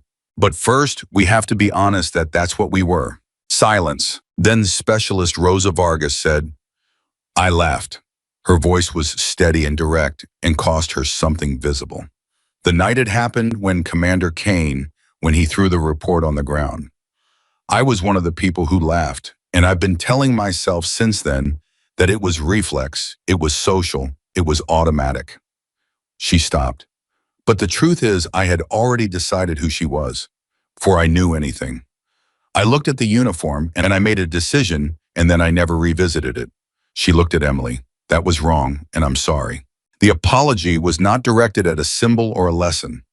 It was directed at a person, at Emily Carter, who received it the way she received everything directly without performance, without the artificial comfort that would have reduced its weight. Wait, thank you, Emily said. That matters. One by one in the minutes that followed, 4 more trainees said something. Not all 12, some were not ready, and that was real. And Emily understood that readiness could not be mandated. But 4 more, 4 different confessions of 4 different specific moments. A comment made in the barracks, a dismissal offered in conversation, a joke that nobody pushed back on a moment of noticing and choosing not to notice. Kane listened to all of it. He did not manage it. He did not shape it. He let it happen. At 14:07, Emily stepped forward. I want to tell you something about the shot, she said. The group became immediately attentive. Not the technical part, she said. The technical part you can extrapolate from the monitoring data. I want to tell you why I fired it. She paused. I had been at Fort Raven for 6 weeks. I had documented everything I needed to document. I had watched the culture operate. I had identified the patterns. I had written my observations. The official observation period wasn't over, but in terms of my personal understanding of what was happening, here it was complete. She looked at the range, and then the gate opened. Everyone listened. I could have walked away, she said. I could have closed the gate and gone back to my workbench and filed the report and let the official process unfold the way it was designed to unfold. That would have been the appropriate, procedurally correct decision. She paused. But I looked at that target, 1,547 meters, and I thought about 6 weeks of being invisible. 6 weeks of work that nobody saw. 6 weeks of being present without being acknowledged. And I thought, she stopped. She looked at the group. I thought, I know who I am, and it's time for this place to know it too. The range was silent. That shot wasn't about proving anything to Commander Kane, Emily said, or to Briggs, or to any of you. It was about the truth of who I am, which had been sitting in that equipment bay for 6 weeks underneath an assumption that nobody had the curiosity to question. She looked at Kane. When you threw the report on the ground, you weren't just dismissing a shot, you were dismissing a truth. And the reason it shook this facility is not because the truth was surprising. It's because you had all the information you needed to see it, and you chose not to look. Kane held her gaze. Yes, he said, quietly. We did. At 15:03, Emily walked into General Owens's temporary office in the main building. Owens looked up. You're 3 minutes late. The conversation ran over, Emily said. How did it go? Emily thought about it. Like the truth going somewhere, it should have been going for a long time, she said. Uncomfortable, necessary, real. Owens nodded. She gestured to the chair across from her desk. Emily sat. Between them on the desk was a folder, not thick, not thin, but the specific proportions of something that contains a significant decision. You know what this is, Owens said. I can guess, Emily said. The Inspector General's team completed their preliminary review this morning, Owens said. Their findings align with your observation report. The program here has systemic cultural deficiencies that are inconsistent with the leadership standards required at this level of training. She paused. They are recommending significant changes. She opened the folder. The question is who implements them? Emily looked at the folder. The office is recommending that Commander Kane be reassigned to an administrative role pending a structured remediation process, Owens said. That the program be placed under interim leadership while the cultural protocols are redesigned. She paused. And that you be offered the position of senior instructor with full authority to restructure the human elements of the curriculum. She looked at Emily. Effective immediately if you accept. The room was very quiet. Emily did not answer immediately. She looked at her hands. She thought about 6 weeks. She thought about the equipment bay and the wind sensors and the calibration tools and the particular invisibility she had worn as deliberately as any uniform she had ever put on. The Kane recommendation, she said. The reassignment. Yes. I want to discuss it, Emily said. Owens raised an eyebrow. How was wrong, Emily said. He was significantly, seriously wrong. What happened on this range was not a minor lapse of judgment. It was a demonstration of a cultural problem that he built and maintained and modeled for 20 years. She paused. And she paused again. In the past 48 hours, he has done something that is genuinely difficult and that most people in his position would not have done. He came to my equipment bay and he sat on a metal stool and he said, "I'm sorry," without anyone requiring it. He stood in front of his trainees and he said, "I built this, I'm responsible. It stops now without a general present and without it being documented as anything official." She looked at Owens. He did those things because they were the right things to do, not because he was managed into doing them. Owens was quiet. "I think removing him is the wrong call," Emily said. "I think removing him takes the person who has the most to learn and the most to offer in the process of correction and sends him somewhere he can't apply either." She paused. "The remediation should happen here, with his trainees watching it happen. That's the lesson, not the lesson that there are consequences for getting it wrong, the lesson that it's possible to get it wrong, to see it, to own it, and to become different." She looked at Owens. "That's what you can't teach in a curriculum. You can only model it, and right now Kane is the most qualified person on this base to model it." Owens looked at her for a long time. "The IG team isn't going to love that recommendation," she said. "No," Emily agreed, "but it's the right one." Owens was quiet for another long moment. "You'll put that in writing," she said. "Yes." "And if Kane fails the remediation, if the patterns continue, your recommendation is void and the reassignment proceeds." "Agreed," Emily said. Owens closed the folder. She looked at Emily with the particular expression she reserved for moments when someone had done something that genuinely surprised her. And Patricia Owens, who had served for 30 years and seen most of what the military could produce in human terms, was not easily surprised. "You came here to observe a culture," Owens said, "and you're choosing to repair it instead."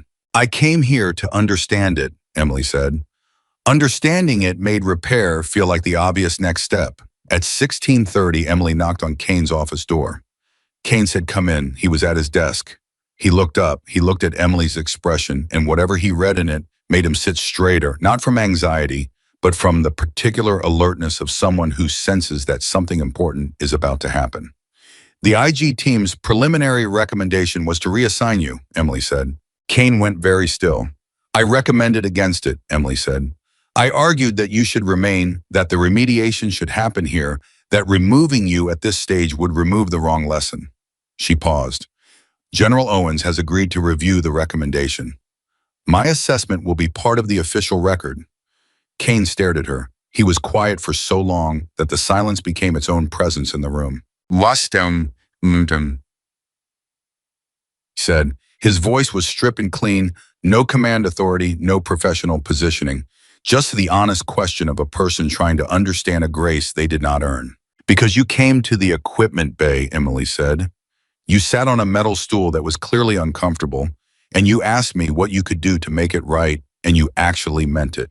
And that's not nothing, Commander. That is in fact the entire thing. That is the whole lesson. That is what I have been trying to locate in this program for 6 weeks." She looked at him. "The capacity for honest self-assessment under pressure. When your record is on the line and your authority is on the line and your reputation is on the line, can you still look at the truth without flinching?" She paused. "You flinched once. Then you stopped." Kane looked at his desk. He put his hands flat on its surface. He breathed. "There are conditions," Emily said. "The remediation is structured, it's monitored, and it includes formal training in the cultural competencies the program has been missing. It includes a review at 6 weeks and at 3 months. And it includes me in whatever capacity General Owens assigns, having direct oversight authority, Trishi, over the cultural elements of the curriculum going forward." "Understood," Kane said. "You'll need to tell Briggs," Emily said, "before the official notification comes through. He should hear it from you." Kane nodded. "And the trainees," Emily said. "Not the official part, the human part. They should know that the process is forward-facing, that accountability isn't the end of the story." Kane looked up. "You'd let me tell them that." "I'd expect you to tell them that," Emily said. He held her gaze. "Master Chief Carter," he said, and the title, the actual title, her actual rank, spoken for the first time, by a man who had thrown her documented shot on the ground 2 days ago, carried the weight of everything that had happened between that moment and this one. You could have let them reassign me. Yes, Emily said, I could have.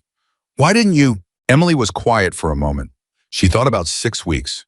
She thought about the target at 1,47 meters and the way the truth feels when it finds exactly the place it was always meant to go. Because the easiest shot, she said, is not always the right one. Kane looked at her for a long moment. Then he nodded, not the professional nod of a commander acknowledging an order, the nod of a person acknowledging a debt and choosing to carry it correctly. Emily left his office. In the hallway, she paused. She took a breath. She looked at the floor at the plain institutional corridor of a military training facility that had, over the past 48 hours, become something entirely different from what it was when she arrived. Not different in its walls or its equipment or its ranges or its procedures. Different in the quality of attention its people were now paying to each other.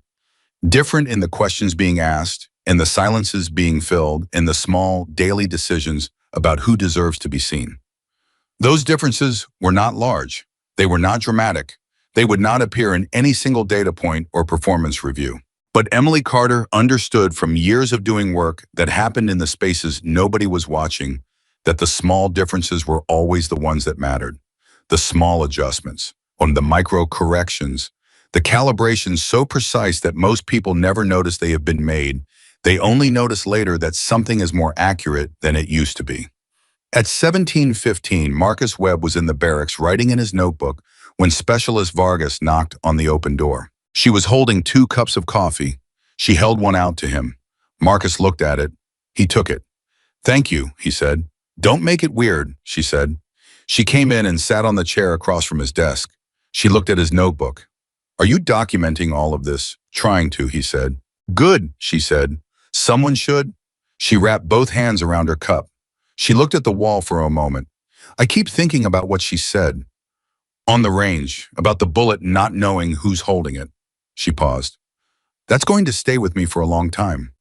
Me too, Marcus said. Vargas was quiet. Then I was so sure she was nothing. 6 weeks. I was completely sure. She shook her head. How do you become sure of something that wrong? Marcus thought about it. You stop asking, he said. That's all. You just stop asking who someone is and you accept whatever answer the environment gives you by default. He looked at his notebook. And the environment here was giving us a very specific default answer about her. That she was invisible, Vargas said. That she was invisible, Marcus agreed. They sat with all that for a moment. Webb, Vargas said, what do you think she's going to do now? Marcus looked at his notebook. He thought about Emily Carter in her service uniform, with her ribbons visible, standing at the edge of a group rather than at its front.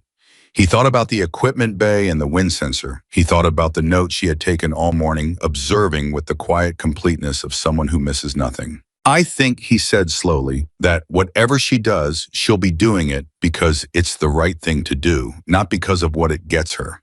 He paused. That's what I'm trying to figure out how to be. Vargas looked at him. You're already closer than most of us, she said. She finished her coffee. She stood.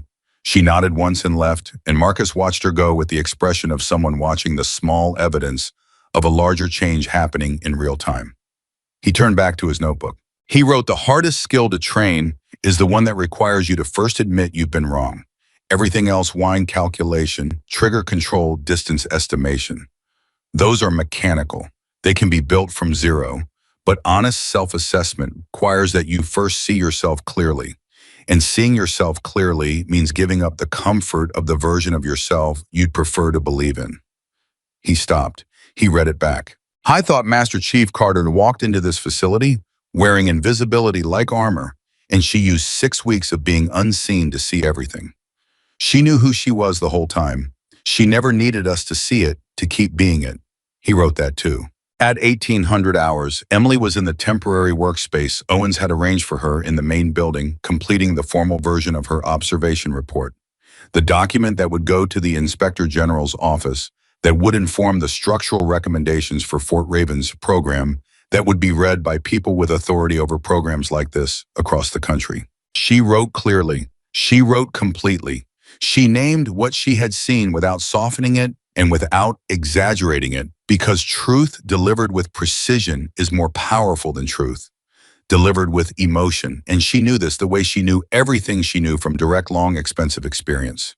She wrote about the culture, she wrote about the pattern, she wrote about the 6 weeks of invisibility and what she had witnessed inside them. She wrote about Marcus Webb and the quality of attention he had demonstrated and the leadership potential she had observed in someone the program's formal evaluation metrics had not yet fully captured. She wrote about Victor Kane, his technical excellence, his cultural failure, his capacity for honest self-examination under pressure, and her recommendation that his remediation proceed at Fort Raven with structured oversight. She wrote about the shot, not extensively, just enough. One paragraph that described the conditions, the distance, the result, and the decision to fire not as a technical record, but as the moment that made everything else possible. The moment the truth decided it had been waiting long enough.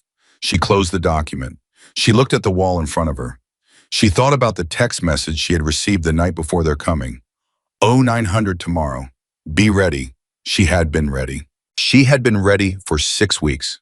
She had been ready, if she was being completely honest, for considerably longer than that, since the classified mission that had sent her into this particular kind of work. Since the day she understood that the battlefield she was most needed on was not measured in meters or terrain, but in the distance between what people assume and what is actually true.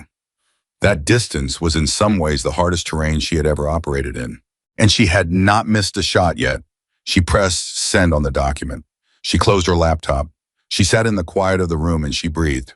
And tomorrow was already arranging itself on the other side of the night, the first day of something that had no name yet, but that felt in the particular way that correct things feel when they finally arrive in the right place, exactly like what comes after the truth finds its mark. The morning after Emily sent her report, Fort Raven woke up differently. It was not dramatic. There was no announcement, no ceremony, no visible marker of the line between what the base had been and what it was becoming. The reveille sounded at the same time it always did. The trainees moved through their morning routines. The instructors arrived at the main building. Coffee was made, equipment was checked, but the silences were different. The silences had weight now, the specific weight of people who are thinking more carefully than they were 72 hours ago. People who have had something fundamental shifted inside them and are still feeling for where everything landed. Marcus Webb woke at 0500, 20 minutes before his alarm. He lay in the dark for a moment, then got up dressed and opened his notebook. He had been doing this every morning for 3 days now, reaching for the notebook before he reached for anything else, because the notebook was where he was putting the things that didn't fit anywhere else. He wrote day 4, the base feels like a person who has just said something true out loud for the first time. A little raw, a little uncertain, but lighter. He read it back. He thought, that's exactly right. At 06:15, Emily Carter was already on the range. Not lane 7 this time. The standard training range lanes 1 through 6 where the regular curriculum happened.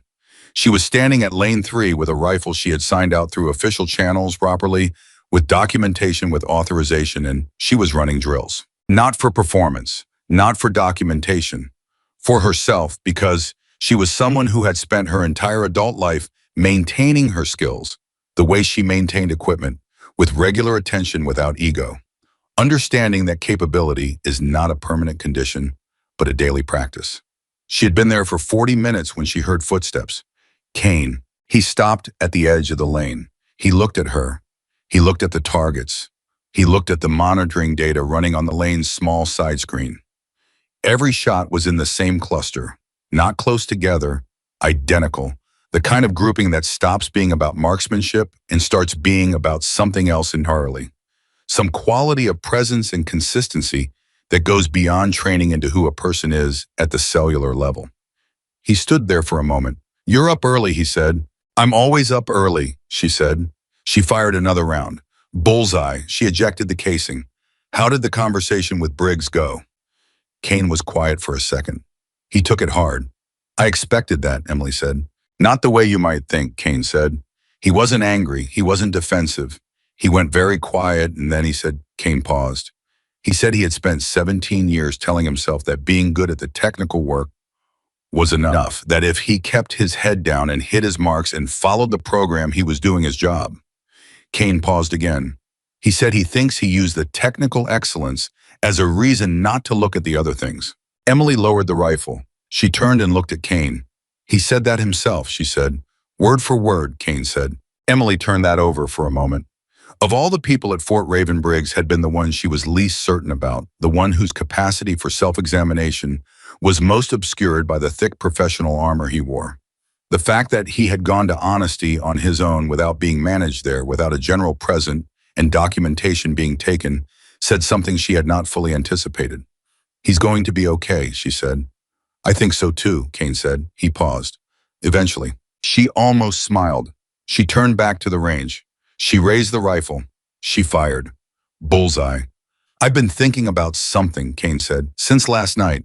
About the shot. The first one, the one in lane 7. Emily waited. You said you fired it because it was time for this place to know who you were, Kane said. I've been sitting with that. He paused. But I don't think that's the whole reason.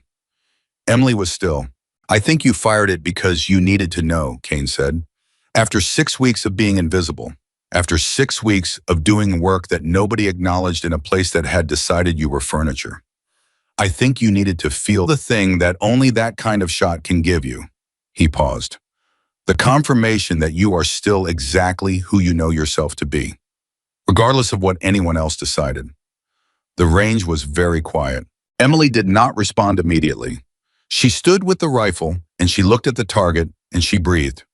That's a very perceptive observation, Commander, she said. Am I wrong, he said, a long pause. No, she said, you're not wrong. Kane nodded. He stood there for another moment.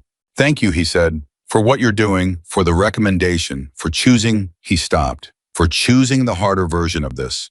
The one where I have to stay and do the work instead of leaving and being replaced by someone who gets to start clean. Starting clean is overrated, Emily said. The work is in the mess. Anyone can lead a program that doesn't have problems.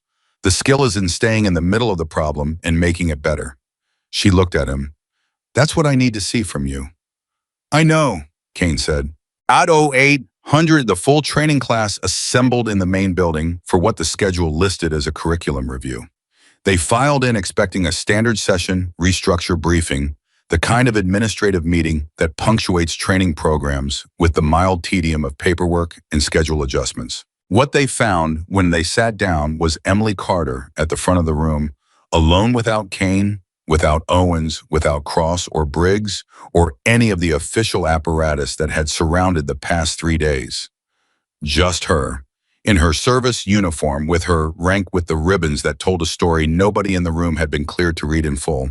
She looked at the 12 trainees. They looked at her. I want to start over, she said. Not from the beginning of the past 3 days. From the beginning of 6 weeks ago, I want to start from the moment I walked through the gate of this facility, because I don't think you have the full picture of what happened between then and now, and the full picture is the only one that matters. She pulled a chair from the side of the room and set it in the middle of the space. She sat on it. Not behind a desk, not at a podium, in the center at eye level with the trainees in their seats, and she began to talk. She told them about the assignment, about the 3 facilities she had observed in 4 years, about the methodology, the deliberate invisibility, the support role, the 6 weeks of watching a culture operate without the self-consciousness that comes from knowing you're being observed. She told them about the first day in the equipment bay, about the calibration errors she had identified in their targeting computers within 40 minutes of sitting down with the equipment, about the 4-inch accuracy gap that their training sessions had been running with for weeks because nobody had audited the calibration logs. Several of the trainees went very still at that. 4 inches at distance is not a small number. 4 inches at distance can be the difference between a hit and a miss, between a successful operation and a catastrophic one. You were training on instruments that were giving you inaccurate feedback, Emily said. You didn't know it because nobody had looked. Not the equipment staff before me, and there was no equipment staff before me, just a supply rotation that cleared out every 2 months. Not the instructors, not Commander Kane. She paused. I fixed it in the first week. Your groupings since then have been tighter. You probably noticed, but attributed it to your own improvement. She let that sit for a second. It was also your improvement, but it was also the equipment. Marcus Webb had his notebook open. He was not writing. He was just listening with the full body attention of someone who understands that what is being said is more important than any documentation of it. I'm telling you this, Emily said, not to diminish what you've built here. Your technical skills are genuine. What you've achieved in this program is real, and it's hard-earned and it deserves respect. She looked at them one by one. I'm telling you because the lesson I came here to teach is not about shooting.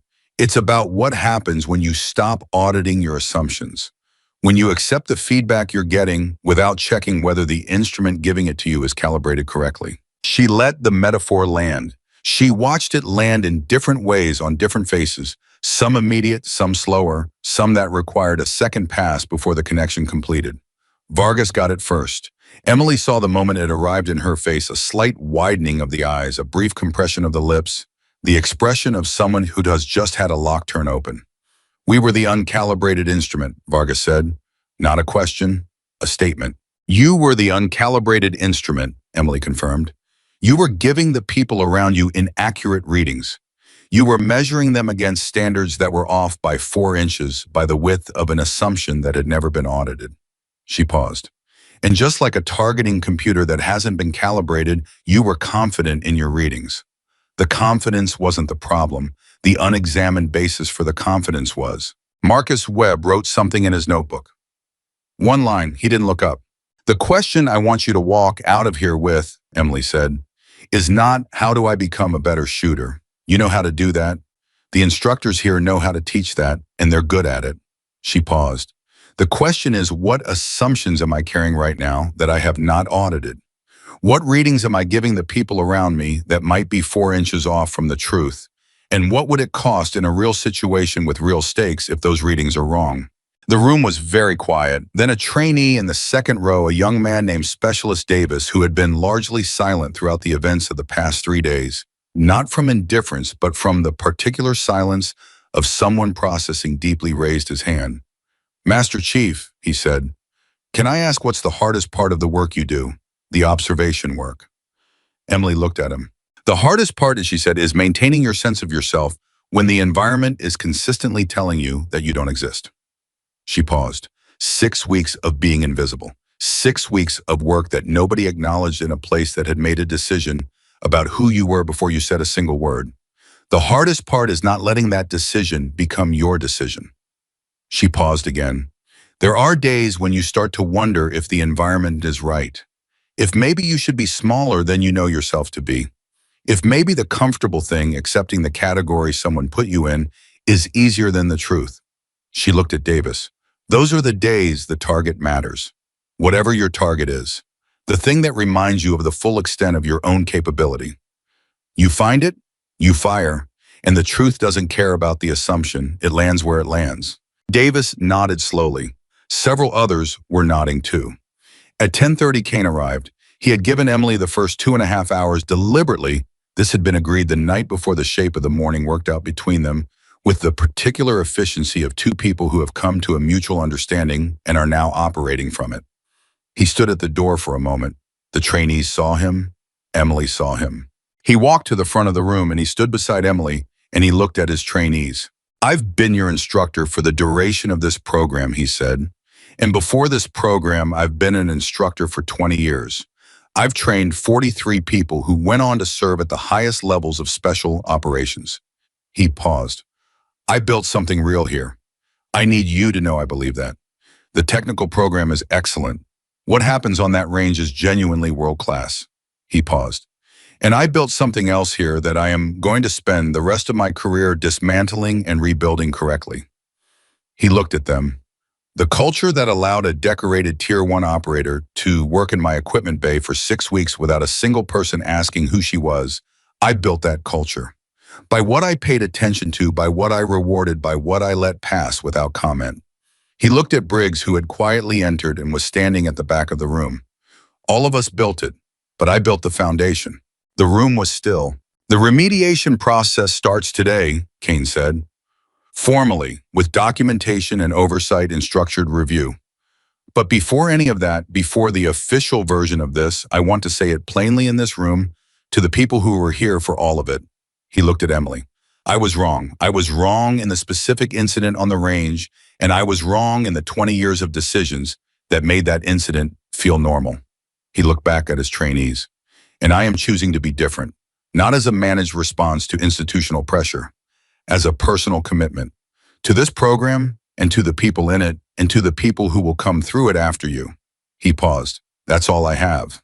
It was enough. It was, in fact, considerably more than enough because the room full of young soldiers who had grown up in a military culture that treats public admission of wrongdoing as a threat to authority had just watched their commanding officer do exactly that without flinching, without softening, without the bureaucratic distance of official language and formal proceedings, and the effect of it on the room was something that no curriculum could have produced. Briggs at the back made a sound that he quickly controlled.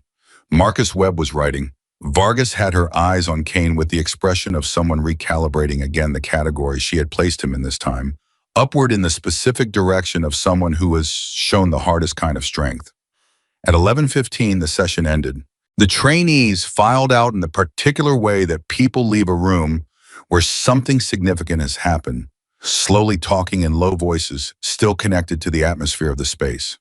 Marcus Webb stopped beside Emily as he passed. "The question you asked us to carry," he said. "What assumptions am I carrying that I haven't audited?" He paused. "I've been carrying one for 3 days that I haven't said out loud." Emily looked at him. "Say it." "I've been wondering," Marcus said, "whether any of what changes here in the program and the culture, whether any of it stays. After you leave, after Owens and Cross go back to wherever they came from, whether it goes back to what it was." He paused. "Because I've seen institutions say the right things and then go back." Emily held his gaze. "That's not an assumption," she said. "That's a legitimate strategic concern, and the honest answer is I don't know. What I know is that it will depend on whether the people who are in this room today make the choice every day to be different. Not when it's easy, when it's inconvenient. When the situation doesn't make it obvious, when no one is watching, when it would be simpler to let it slide." She paused. "That's what I'll be watching for specialist. When I'm in the room and when I'm not." Marcus nodded. He left. Emily stood in the empty room for a moment. She thought about the question he had asked, whether it stays, whether the change is real or whether it is the performance of change, the kind that looks right when observers are present and quietly dissolves when they leave. She thought about the 6 weeks she had spent watching this place operate without self-consciousness. She knew what it looked like when a culture was genuinely itself. And she thought with the careful precision of someone who does not reach for conclusions before the evidence supports them. She thought that what she had seen in the past 4 days had something in it that was not performance. The apologies that cost something. The honesty that arrived without being managed. The notebook that Marcus Webb had been filling for 3 days, not because anyone required it, but because he understood that what was happening deserved to be recorded. Those were not performances. Those were the early movements of something real. At 1300, Emily met with General Owens for the final time before Owens and Cross departed Fort Raven. The meeting was scheduled for 30 minutes. It ran for 55. The core of it was the official record, the finalization of Emily's observation report, the incorporation of the IG team's preliminary findings, the formal structure of the remediation plan for the program going forward. But the core of it was also in the way that conversations between people who have served together in difficult places always contain a second conversation running underneath the official one, something else.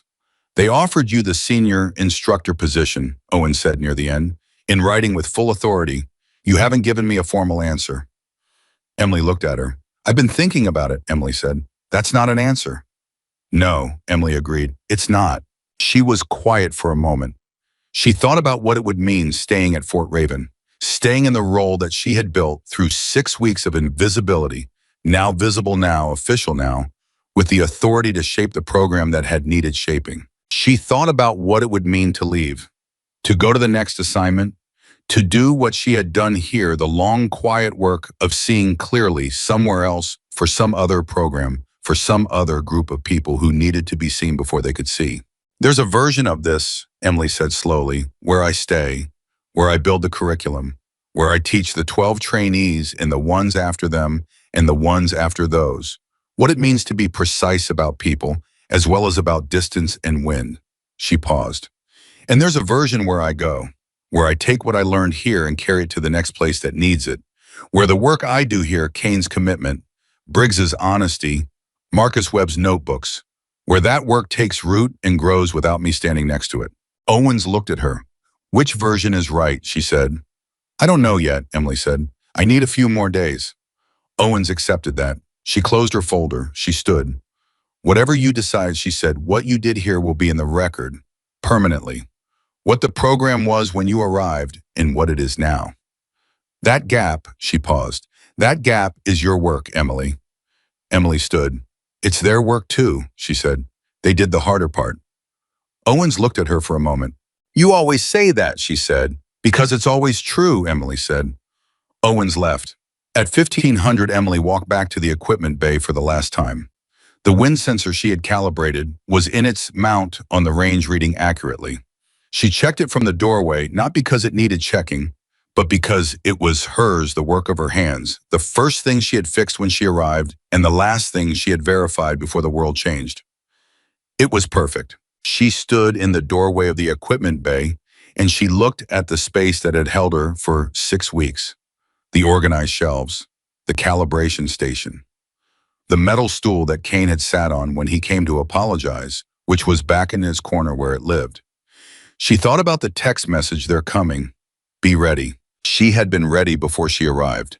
She had been ready since the day she understood what this kind of work required, not the courage of a single shot, not the precision of a single calculation, but the sustained daily invisible courage of someone who does the right work without recognition, who maintains their full self inside conditions designed to reduce them, who holds the truth firmly and waits for the moment when the truth is needed.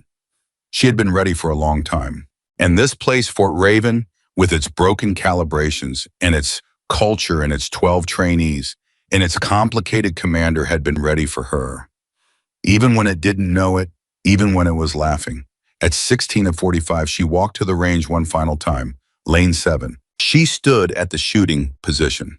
She did not have a rifle. She did not need one. She just stood at the place where the shot had been fired and looked out at the distance that stretched to where the target stood. 1,547 meters. She stood there for 3 minutes. At 16:48, she heard footsteps. She did not turn. I thought I might find you here, Marcus Webb said. She turned. I was standing at the edge of the lane, hands in his jacket pockets, looking at her with the expression that had become over the past 4 days, the one she associated most with him, that particular mix of honesty and attention and the willingness to ask the question that other people were thinking but hadn't committed to. I made a decision, Emily said. Marcus waited. I'm staying, she said. 6 months minimum, long enough to see the remediation through its first review. Long enough to build the curriculum components properly. Long enough to know whether what started in the past 4 days is real or whether it needed more time. She paused. And then I'll reassess. Marcus nodded slowly. Can I tell you something? He said. Go ahead. When I first heard you were leaving, when I thought you might take the next assignment instead of staying, I felt something I didn't expect. He paused. I felt like the base was about to lose the one person who actually saw it clearly. And I realized that was wrong thinking, because the whole point is that the seeing has to belong to us, not to you. He paused again. We can't keep borrowing your eyes. Emily looked at him for a long moment. That, she said, is the first thing I'm putting in the curriculum. Marcus almost smiled. He did smile. Then he said, for what it's worth, ma'am, I think you're the best shot I've ever seen. I know, Emily said. He laughed. A real laugh, surprised and genuine, and the kind that makes the person laughing look younger than they are. But that's not why I'm staying, Emily said. The shot is just a shot. It's physics and practice and preparation. What I'm staying for is the other thing, the harder thing. She looked at the target at the end of lane 7. Changing the way people see each other. That takes longer than one round, and it matters more. Marcus looked at the target too. How long, he said. As long as it takes, Emily said. Same as any precision work. At 1700, Emily sat in her new office, not the equipment bay, not temporary workspace, a proper office in the main building, with her name on the door and the authority that had always been hers, now made visible and official. And she opened her field notebook to a blank page. She wrote at the top, day 1, not day 4, not day 46, day 1. because the observation was over and the work, the real work, the work that would outlast her presence at Fort Raven and the presence of every official who had driven in and driven out was just beginning. She thought about the 12 trainees who would graduate from this program and go out into assignments and operations and moments of pressure where everything they had learned would be tested against reality. She thought about the calibrations they were carrying, the internal instruments by which they measured the people around them. She thought about whether those instruments would be more accurate than they had been a week ago.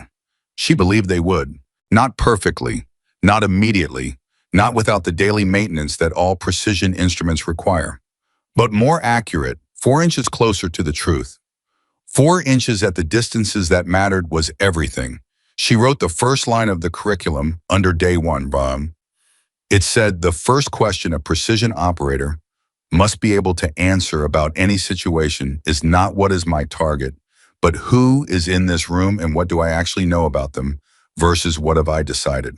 She kept writing. Outside on the range, lane 7 stood empty in the late Arizona afternoon. The target at the end of it was still green from the last confirmation the system had never reset it and nobody had thought to. And so it stood there in the distance, visible from the range entrance, a small green flag at the edge of possible. The wind came from the northwest at 14 miles per hour. The distance was exactly what it had always been. And the truth that had traveled it, the truth about who Emily Carter was, and what she was capable of, and what the people around her had failed to see for 6 weeks, that truth had not gone anywhere. It had found its mark. It had changed everything it touched. And it would keep traveling the way truth does when it is fired with sufficient precision past the target, past the range, past the walls of Fort Raven, and the borders of the program, and the careers of 12 trainees who would carry the evidence of it in the quality of their attention for the rest of their lives. A woman nobody saw had walked into a place that needed changing and changed it not by force, not by authority, not by the loud announcement of everything she had already earned, but by being fully and without apology exactly who she had always been. And in the end, that was the only shot that ever